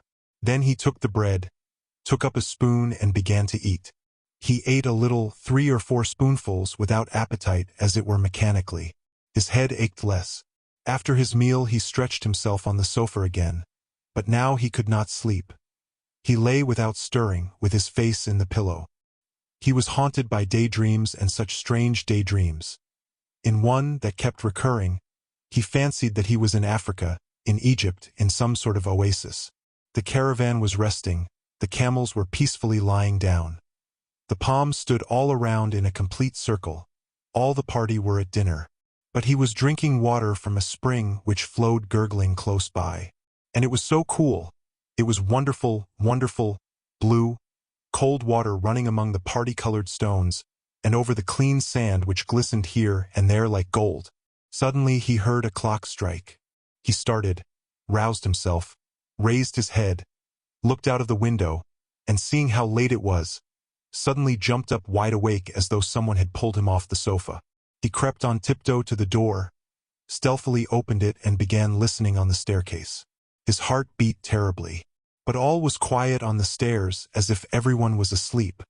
It seemed to him strange and monstrous that he could have slept in such forgetfulness from the previous day and had done nothing, had prepared nothing yet, and meanwhile perhaps it had struck 6, and his drowsiness and stupefaction were followed by an extraordinary, feverish, as it were distracted haste. But the preparations to be made were few. He concentrated all his energies on thinking of everything and forgetting nothing, and his heart kept beating and thumping so that he could hardly breathe. First he had to make a noose and sew it into his overcoat, a work of a moment. He rummaged under his pillow and picked out amongst the linen stuffed away under it a worn-out, old unwashed shirt. From its rags he tore a long strip, a couple of inches wide and about 16 inches long. He folded the strip in 2, took off his wide, strong summer overcoat of some stout cotton material, his only outer garment, and began sewing the 2 ends of the rag on the inside, under the left armhole. His hands shook as he sewed, but he did it successfully so that nothing showed outside when he put the coat on again. The needle and thread he had got ready long before, and they lay on his table in a piece of paper. As for the noose, it was a very ingenious device of his own. The noose was intended for the axe. It was impossible for him to carry the axe through the street in his hands, and if hidden under his coat he would still have had to support it with his hand, which would have been noticeable. Now he had only to put the head of the axe in the noose, and it would hang quietly under his arm on the inside. Putting his hand in his coat pocket, he could hold the end of the handle all the way so that it did not swing, and as the coat was very full, a regular sack in fact, it could not be seen from outside that he was holding something with the hand that was in the pocket. This noose, too, he had designed a fortnight before. When he had finished with this, he thrust his hand into a little opening between his sofa and the floor, fumbled in the left corner and drew out the pledge, which he had got ready long before and hidden there. This pledge was, however, only a smoothly planed piece of wood the size and thickness of a silver cigarette case. He picked up this piece of wood in one of his wanderings in a courtyard where there was some sort of a workshop. Afterwards he had added to the wood a thin, smooth piece of iron, which he had also picked up at the same time in the street. Putting the iron, which was a little the smaller, on the piece of wood, he fastened them very firmly, crossing and recrossing the thread round them. Then wrapped them carefully and daintily in clean white paper and tied up the parcel so that it would be very difficult to untie it. This was in order to divert the attention of the old woman for a time, while she was trying to undo the knot, and so to gain a moment. The iron strip was added to give weight, so that the woman might not guess the first minute that the thing was made of wood. All this had been stored by him beforehand under the sofa. He had only just got the pledge out when he heard someone suddenly about in the yard. It struck 6 long ago. Long ago! My God! He rushed to the door, listened, caught up his hat and began to descend his 13 steps cautiously, noiselessly, like a cat. He had still the most important thing to do, to steal the axe from the kitchen. That the deed must be done with an axe he had decided long ago. He had also a pocket pruning knife, but he could not rely on the knife and still less on his own strength, and so resolved finally on the axe. We may note in passing one peculiarity in regard to all the final resolutions taken by him in the matter. They had one strange characteristic. The more final they were, the more hideous and the more absurd they at once became in his eyes. In spite of all his agonizing inward struggle, he never for a single instant all that time could believe in the carrying out of his plans. And, indeed, if it had ever happened that everything to the least point could have been considered and finally settled, and no uncertainty of any kind had remained, he would, it seems, have renounced it all as something absurd, monstrous, and impossible. But a whole mass of unsettled points and uncertainties remained. As for getting the axe, that trifling business cost him no anxiety, for nothing could be easier. Nastasia was continually out of the house, especially in the evenings. She would run in to the neighbors or to a shop, and always left the door ajar. It was the one thing the landlady was always scolding her about. And so, when the time came, he would only have to go quietly into the kitchen and to take the axe, and an hour later, when everything was over, go in and put it back again. But these were doubtful points. Supposing he returned an hour later to put it back, and Nastasia had come back and was on the spot. He would of course have to go by and wait till she went out again. But supposing she were in the meantime to miss the axe, look for it, make an outcry, that would mean suspicion or at least grounds for suspicion. But those were all trifles which he had not even begun to consider, and indeed he had no time. He was thinking of the chief point and put off trifling details until he could believe in it all. But that seemed utterly unattainable. So it seemed to himself at least. He could not imagine, for instance, that he would sometime leave off thinking, get up and simply go there. Even his late experiment, i.e. his visit with the object of a final survey of the place, was simply an attempt at an experiment, far from being the real thing, as though one should say, come, let us go and try it, why dream about it? And at once he had broken down and had run away cursing, in a frenzy with himself. Meanwhile it would seem, as regards the moral question, that his analysis was complete. His casuistry had become keen as a razor, and he could not find rational objections in himself. But in the last resort he simply ceased to believe in himself, and doggedly, slavishly sought arguments in all directions, fumbling for them, as though someone were forcing and drawing him to it. At first, long before indeed, he had been much occupied with one question: why almost all crimes are so badly concealed and so easily detected, and why almost all criminals leave such obvious traces. He had come gradually to many different and curious conclusions, and in his opinion the chief reason lay not so much in the material impossibility of concealing the crime, as in the criminal himself. Almost every criminal is subject to a failure of will and reasoning power by a childish and phenomenal heedlessness, at the very instant when prudence and caution are most essential. It was his conviction that this eclipse of reason and failure of will power attacked a man like a disease, developed gradually and reached its highest point just before the perpetration of the crime, continued with equal violence at the moment of the crime and for longer or shorter time after, according to the individual case, and then passed off like any other disease. The question whether the disease gives rise to the crime, or whether the crime from its own peculiar nature is always accompanied by something of the nature of disease, he did not yet feel able to decide. When he reached these conclusions, He decided that in his own case there could not be such a morbid reaction, that his reason and will would remain unimpaired at the time of carrying out his design, for the simple reason that his design was not a crime. We will omit all the process by means of which he arrived at this last conclusion. We have run too far ahead already. We may add only that the practical, purely material difficulties of the affair occupied a secondary position in his mind. One has but to keep all one's willpower and reason to deal with them, and they will all be overcome at the time when once one has familiarized oneself with the minutest details of the business. But this preparation had never been begun. His final decisions were what he came to trust least, and when the hour struck, it all came to pass quite differently, as it were accidentally and unexpectedly. One trifling circumstance upset his calculations before he had even left the staircase. When he reached the landlady's kitchen, the door of which was open as usual, he glanced cautiously in to see whether, in Nastasia's absence, the landlady herself was there, or if not, whether the door to her own room was closed, so that she might not peep out when he went in for the axe. But what was his amazement when he suddenly saw that Nastasia was not only at home in the kitchen, but was occupied there, taking linen out of a basket and hanging it on a line. Seeing him, she left off hanging the clothes, turned to him and stared at him all the time he was passing. He turned away his eyes and walked past as though he noticed nothing. But it was the end of everything. He had not the axe. He was overwhelmed. What made me think, he reflected as he went under the gateway. What made me think that she would be sure not to be at home at that moment? Why did I assume this so certainly? He was crushed and even humiliated. He could have laughed at himself in his anger. A dull animal rage boiled within him. He stood hesitating in the gateway. To go into the street, to go a walk for appearance sake was revolting. To go back to his room even more revolting.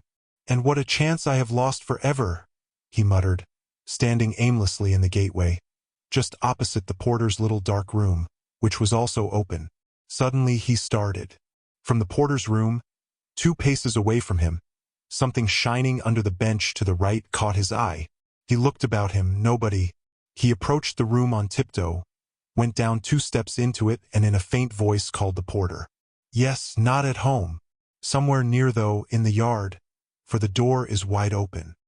He dashed to the axe, it was an axe, and pulled it out from under the bench, where it lay between 2 chunks of wood. At once, before going out, he made it fast in the noose. He thrust both hands into his pockets and went out of the room. No one had noticed him. When reason fails, the devil helps, he thought with a strange grin. This chance raised his spirits extraordinarily. He walked along quietly and sedately, without hurry, to avoid awakening suspicion. He scarcely looked at the passers-by, tried to escape looking at their faces at all, and to be as little noticeable as possible. Suddenly he thought of his hat. Good heavens! I had the money the day before yesterday and did not get a cap to wear instead. A curse rose from the bottom of his soul. Glancing out of the corner of his eye into a shop, he saw by a clock on the wall that it was 10 minutes past 7. He had to make haste and at the same time to go some way round, so as to approach the house from the other side. When he had happened to imagine all this beforehand, he had sometimes thought that he would be very much afraid. But he was not very much afraid now, was not afraid at all, indeed. His mind was even occupied by irrelevant matters, but by nothing for long. As he passed the Yusupov garden, he was deeply absorbed in considering the building of great fountains, and of their refreshing effect on the atmosphere in all the squares. By degrees he passed to the conviction that if the summer garden were extended to the field of Mars, and perhaps joined to the garden of the Mihailovsky Palace, it would be a splendid thing and a great benefit to the town. Then he was interested by the question why in all great towns men are not simply driven by necessity, but in some peculiar way inclined to live in those parts of the town where there are no gardens nor fountains, where there is most dirt and smell and all sorts of nastiness. Then his own walks through the Haymarket came back to his mind, and for a moment he waked up to reality. What nonsense, he thought. Better think of nothing at all. So probably men led to execution clutch mentally at every object that meets them on the way. Flashed through his mind, but simply flashed like lightning. He made haste to dismiss this thought, and by now he was near, Here was the house, here was the gate. Suddenly a clock somewhere struck once. What? Can it be 7:30? Impossible. It must be fast. Luckily for him, everything went well again at the gates. At that very moment, as though expressly for his benefit, a huge wagon of hay had just driven in at the gate, completely screening him as he passed under the gateway, and the wagon had scarcely had time to drive through into the yard before he had slipped in a flash to the right. On the other side of the wagon he could hear shouting and quarreling. But no one noticed him and no one met him. Many windows looking into that huge quadrangular yard were open at that moment, but he did not raise his head. He had not the strength to. The staircase leading to the old woman's room was close by, just on the right of the gateway. He was already on the stairs, drawing a breath, pressing his hand against his throbbing heart, and once more feeling for the axe and setting it straight. He began softly and cautiously ascending the stairs, listening every minute. But the stairs, too, were quite deserted. All the doors were shut. He met no one. One flat indeed on the first floor was wide open and painters were at work in it. But they did not glance at him. He stood still, thought a minute and went on. Of course it would be better if they had not been here, but it's 2 stories above them. And there was the 4th story, here was the door, here was the flat opposite, the empty one. The flat underneath the old woman's was apparently empty also. The visiting card nailed on the door had been torn off. They had gone away. He was out of breath. For one instant the thought floated through his mind. Shall I go back? But he made no answer and began listening at the old woman's door. A dead silence. Then he listened again on the staircase, listened long and intently.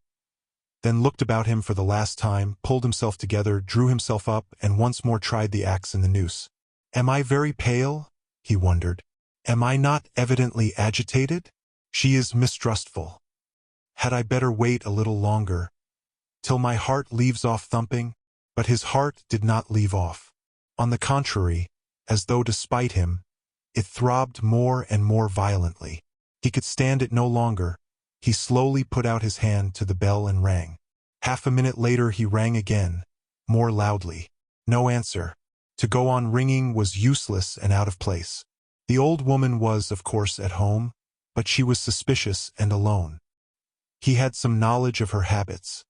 And once more he put his ear to the door.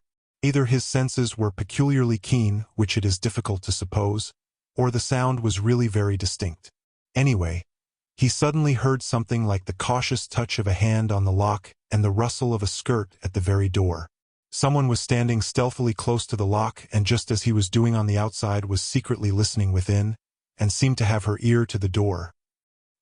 He moved a little on purpose and muttered something aloud that he might not have the appearance of hiding, then rang a 3rd time, but quietly, soberly, and without impatience, recalling it afterwards.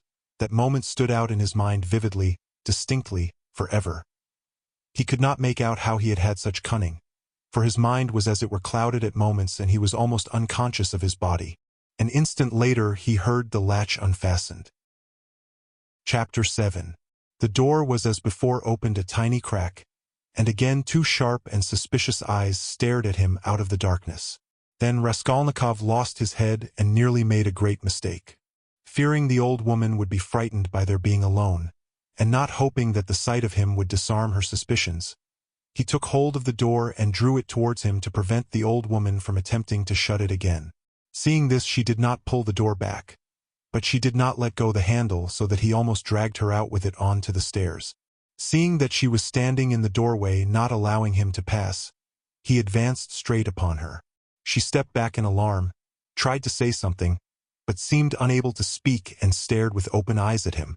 "Good evening, Alyona Ivanovna," he began, trying to speak easily, but his voice would not obey him. It broke and shook. "I have come. I have brought something, but we'd better come in to the light." And leaving her, he passed straight into the room uninvited. The old woman ran after him. Her tongue was unloosed. "Good heavens! What it is?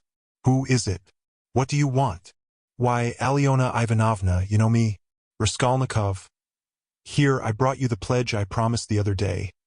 And he held out the pledge. The old woman glanced for a moment at the pledge, but at once stared in the eyes of her uninvited visitor. She looked intently, maliciously, and mistrustfully. A minute passed. He even fancied something like a sneer in her eyes, as though she had already guessed everything. He felt that he was losing his head, that he was almost frightened, so frightened that if she were to look like that and not say a word for another half-minute, he thought he would have run away from her. "Why do you look at me as though you did not know me?" he said suddenly, also with malice. "Take it if you like. If not, I'll go elsewhere. I am in a hurry." He had not even thought of saying this, but it was suddenly said of itself. The old woman recovered herself, and her visitor's resolute tone evidently restored her confidence. "But why, my good sir, all of a minute? What is it?" she asked, looking at the pledge. "The silver cigarette case. I spoke of it last time, you know." She held out her hand. "But how pale you are, to be sure. And your hands are trembling too. Have you been bathing, or what?" "Fever," he answered abruptly. "You can't help getting pale. If you've nothing to eat," he added, with difficulty articulating the words. His strength was failing him again. But his answer sounded like the truth. The old woman took the pledge. "What is it?" she asked once more, scanning Raskolnikov intently, and weighing the pledge in her hand. "A thing, cigarette case. Silver. Look at it. It does not seem somehow like silver. How he has wrapped it up." Trying to untie the string and turning to the window, to the light. All her windows were shut, in spite of the stifling heat. She left him altogether for some seconds and stood with her back to him. He unbuttoned his coat and freed the axe from the noose, but did not yet take it out altogether, simply holding it in his right hand under the coat. His hands were fearfully weak. He felt them every moment growing more numb and more wooden. He was afraid he would let the axe slip and fall. A sudden giddiness came over him. "But what has he tied it up like this for?" the old woman cried with vexation and moved towards him. He had not a minute more to lose. He pulled the axe quite out, swung it with both arms, scarcely conscious of himself, and almost without effort, almost mechanically, brought the blunt side down on her head. He seemed not to use his own strength in this. But as soon as he had once brought the axe down, his strength returned to him. The old woman was as always bareheaded. Her thin, light hair, streaked with gray, thickly smeared with grease, was plaited in a rat's tail and fastened by a broken horn comb which stood out on the nape of her neck. As she was so short, the blow fell on the very top of her skull. She cried out, but very faintly, and suddenly sank all of a heap on the floor, raising her hands to her head. In one hand she still held the pledge. Then he dealt her another and another blow with the blunt side and on the same spot. The blood gushed as from an overturned glass.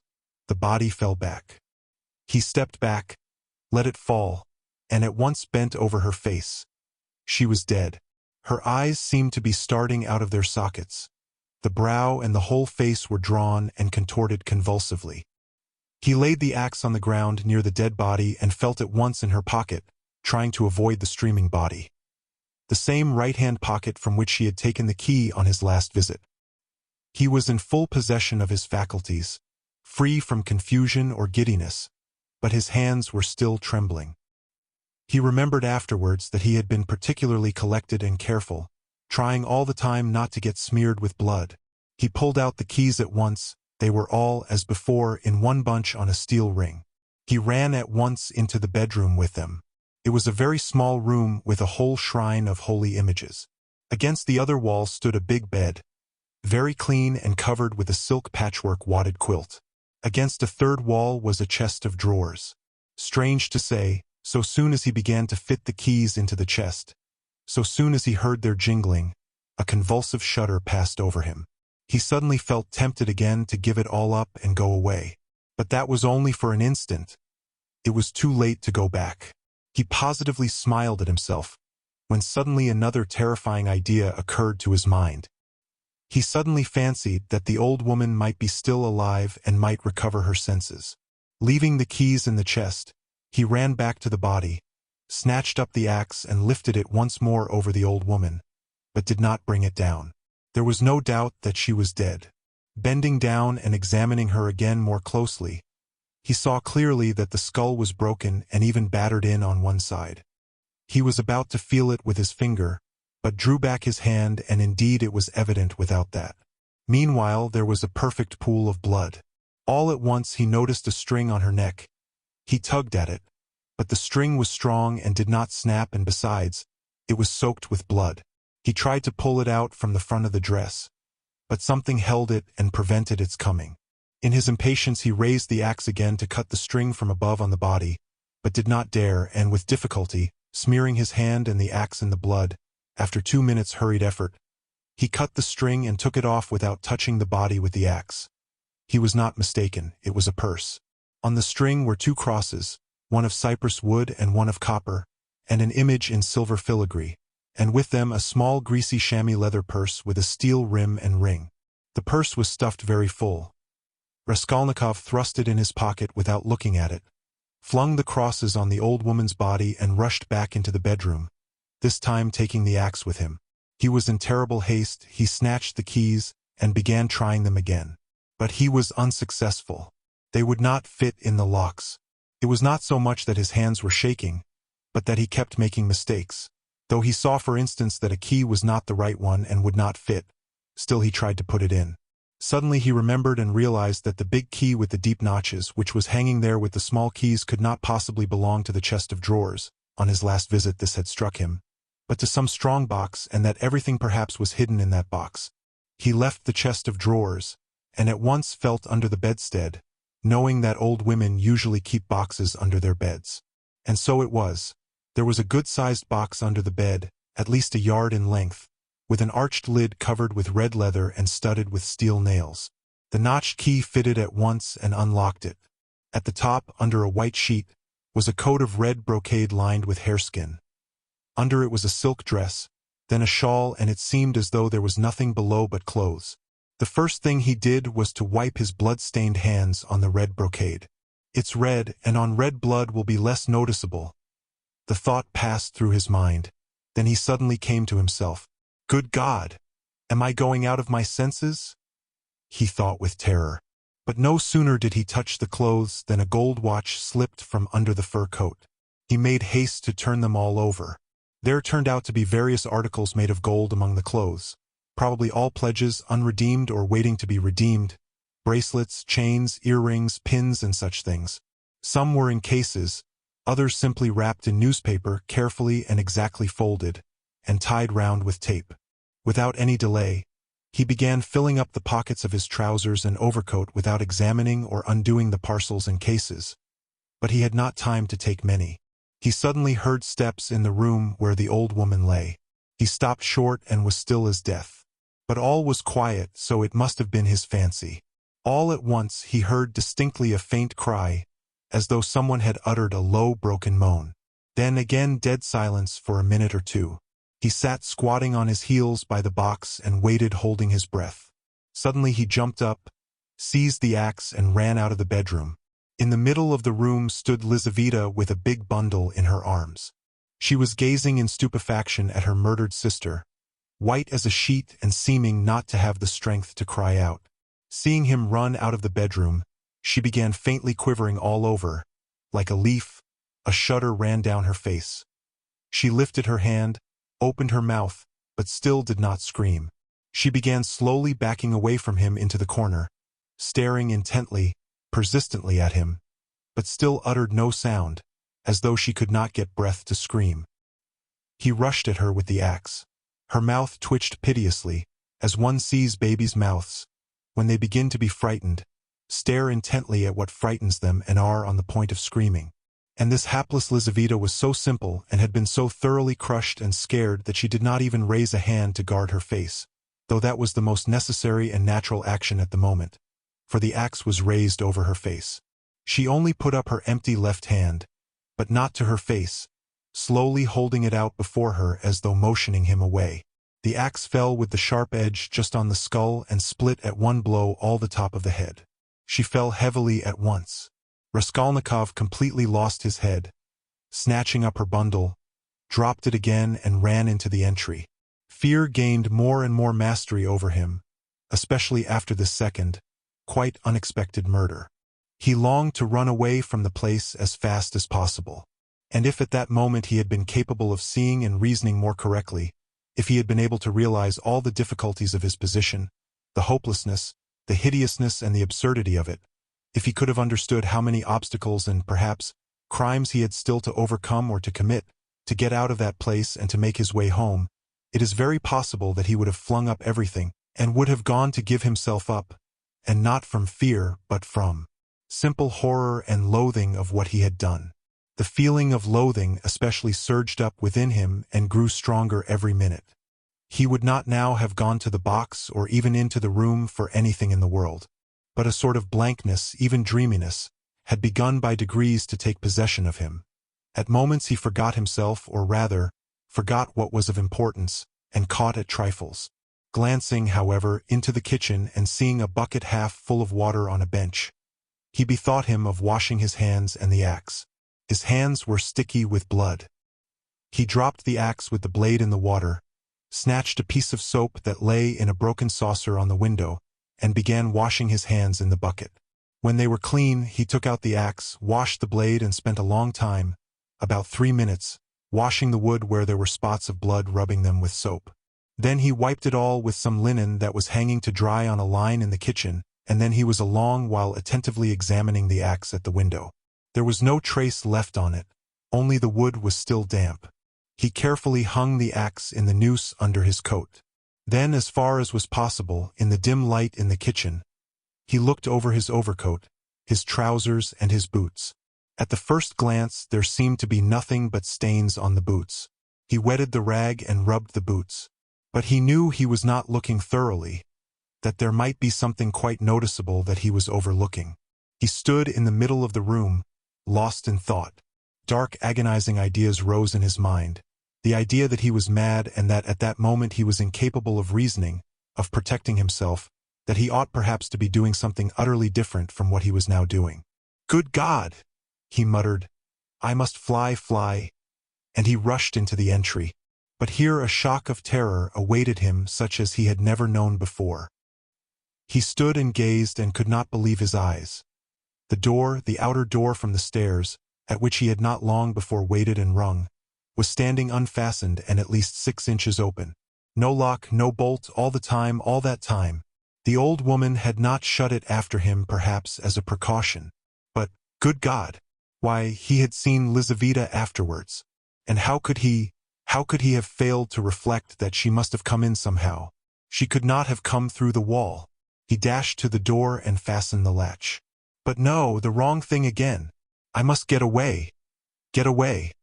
He unfastened the latch, opened the door and began listening on the staircase. He listened a long time. Somewhere far away, it might be in the gateway, 2 voices were loudly and shrilly shouting, quarreling and scolding. What are they about? He waited patiently. At last all was still, as though suddenly cut off. They had separated. He was meaning to go out, but suddenly, on the floor below, a door was noisily opened and someone began going downstairs humming a tune. How is it they all make such a noise? Flashed through his mind. Once more he closed the door and waited. At last all was still, not a soul stirring. He was just taking a step towards the stairs when he heard fresh footsteps. The steps sounded very far off at the very bottom of the stairs, but he remembered quite clearly and distinctly that from the first sound he began for some reason to suspect that this was someone coming there, to the 4th floor, to the old woman. Why? Were the sounds somehow peculiar, significant? The steps were heavy, even and unhurried. Now he had passed the 1st floor. Now he was mounting higher. It was growing more and more distinct. He could hear his heavy breathing. And now the 3rd story had been reached. Coming here. And it seemed to him all at once that he was turned to stone, that it was like a dream in which one is being pursued, nearly caught and will be killed, and is rooted to the spot and cannot even move one's arms. At last, when the unknown was mounting to the 4th floor, he suddenly started, and succeeded in slipping neatly and quickly back into the flat and closing the door behind him. Then he took the hook and softly, noiselessly, fixed it in the catch. Instinct helped him. When he had done this, he crouched holding his breath, by the door. The unknown visitor was by now also at the door.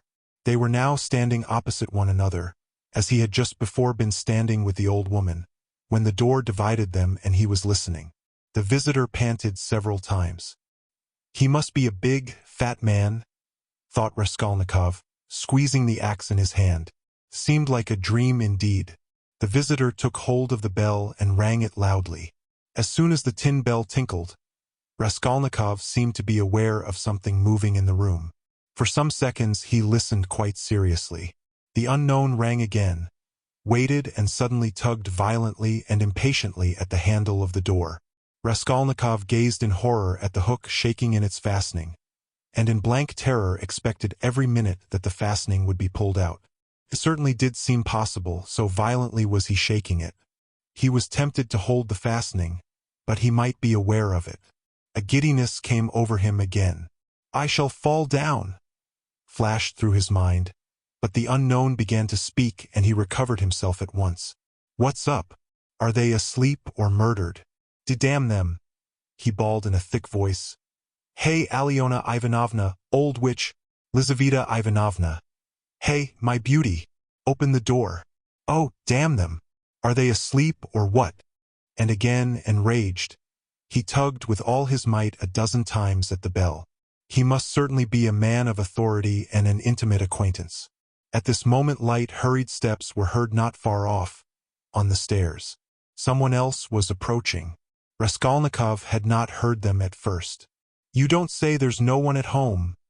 the newcomer cried in a cheerful, ringing voice, addressing the first visitor, who still went on pulling the bell. "Good evening, Coke." From his voice he must be quite young, thought Raskolnikov. Who the devil can tell? "I've almost broken the lock," answered Coke. "But how do you come to know me?" "Why, the day before yesterday I beat you 3 times running at billiards at Gambrinus."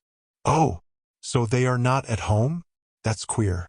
It's awfully stupid, though. Where could the old woman have gone?" "I've come on business."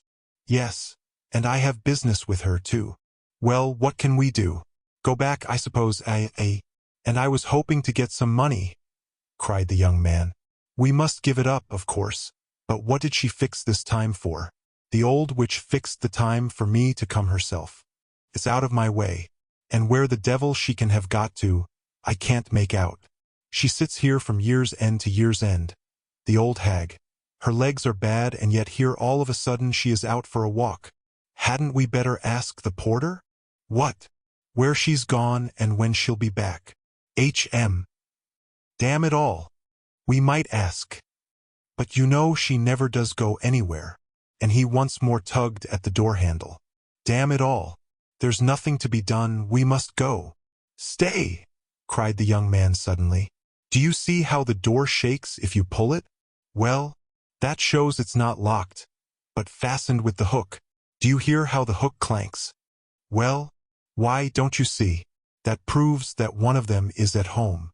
If they were all out, they would have locked the door from the outside with the key and not with the hook from inside. There, do you hear how the hook is clanking? To fasten the hook on the inside they must be at home, don't you see? So there they are sitting inside and don't open the door. Well, and so they must be," cried Coke, astonished. "What are they about in there?" And he began furiously shaking the door. "Stay!" cried the young man again. "Don't pull at it. There must be something wrong. Here you've been ringing and pulling at the door and still they don't open. So either they've both fainted or— What? I tell you what. Let's go fetch the porter. Let him wake them up." "All right." Both were going down. "Stay. You stop here while I run down for the porter." "What for?" "Well, you'd better." "All right. I'm studying the law, you see. It's evident, there's something wrong here," the young man cried hotly, and he ran downstairs. Coke remained. Once more he softly touched the bell, which gave one tinkle, then gently, as though reflecting and looking about him, began touching the door handle, pulling it and letting it go to make sure once more that it was only fastened by the hook. Then, puffing and panting, he bent down and began looking at the keyhole. But the key was in the lock on the inside, and so nothing could be seen.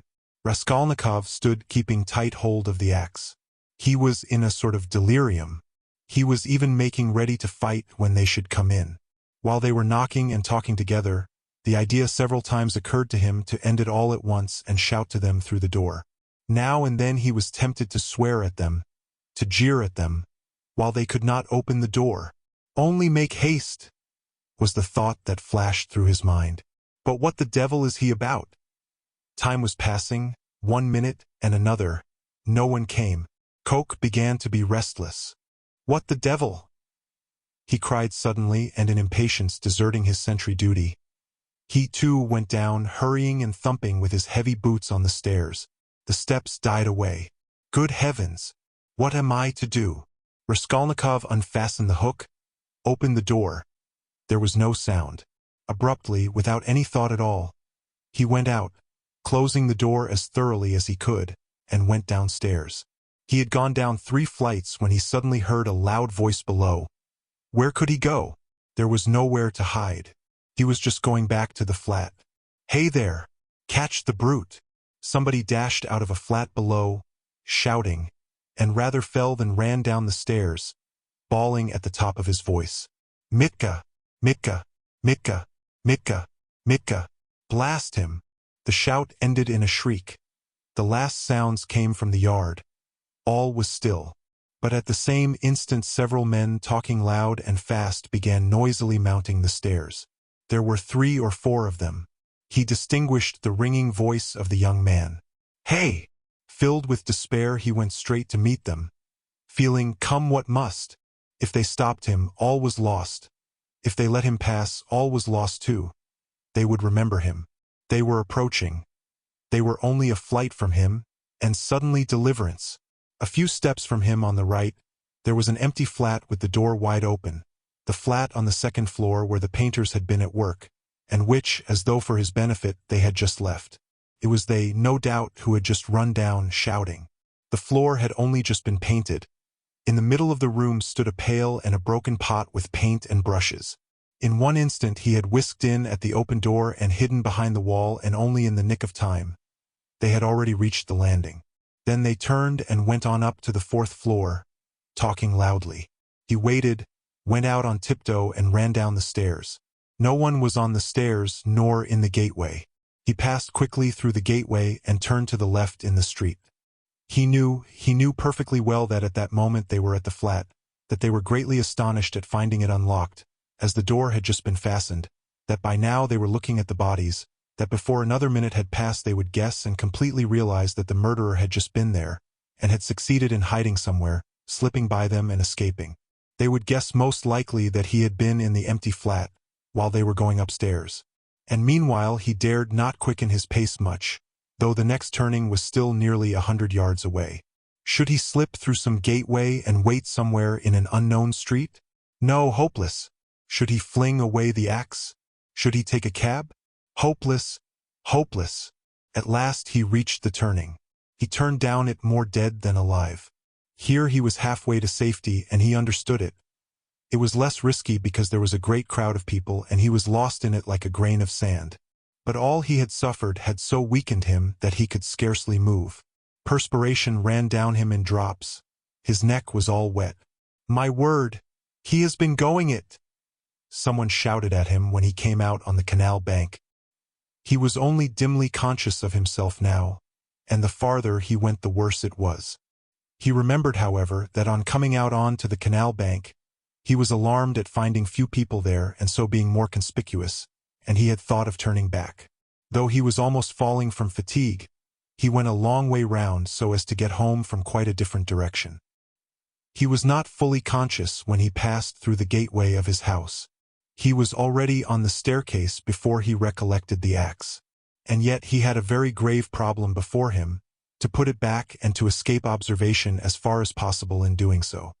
He was of course incapable of reflecting that it might perhaps be far better not to restore the axe at all, but to drop it later on in somebody's yard. But it all happened fortunately. The door of the porter's room was closed but not locked, so that it seemed most likely that the porter was at home. But he had so completely lost all power of reflection that he walked straight to the door and opened it.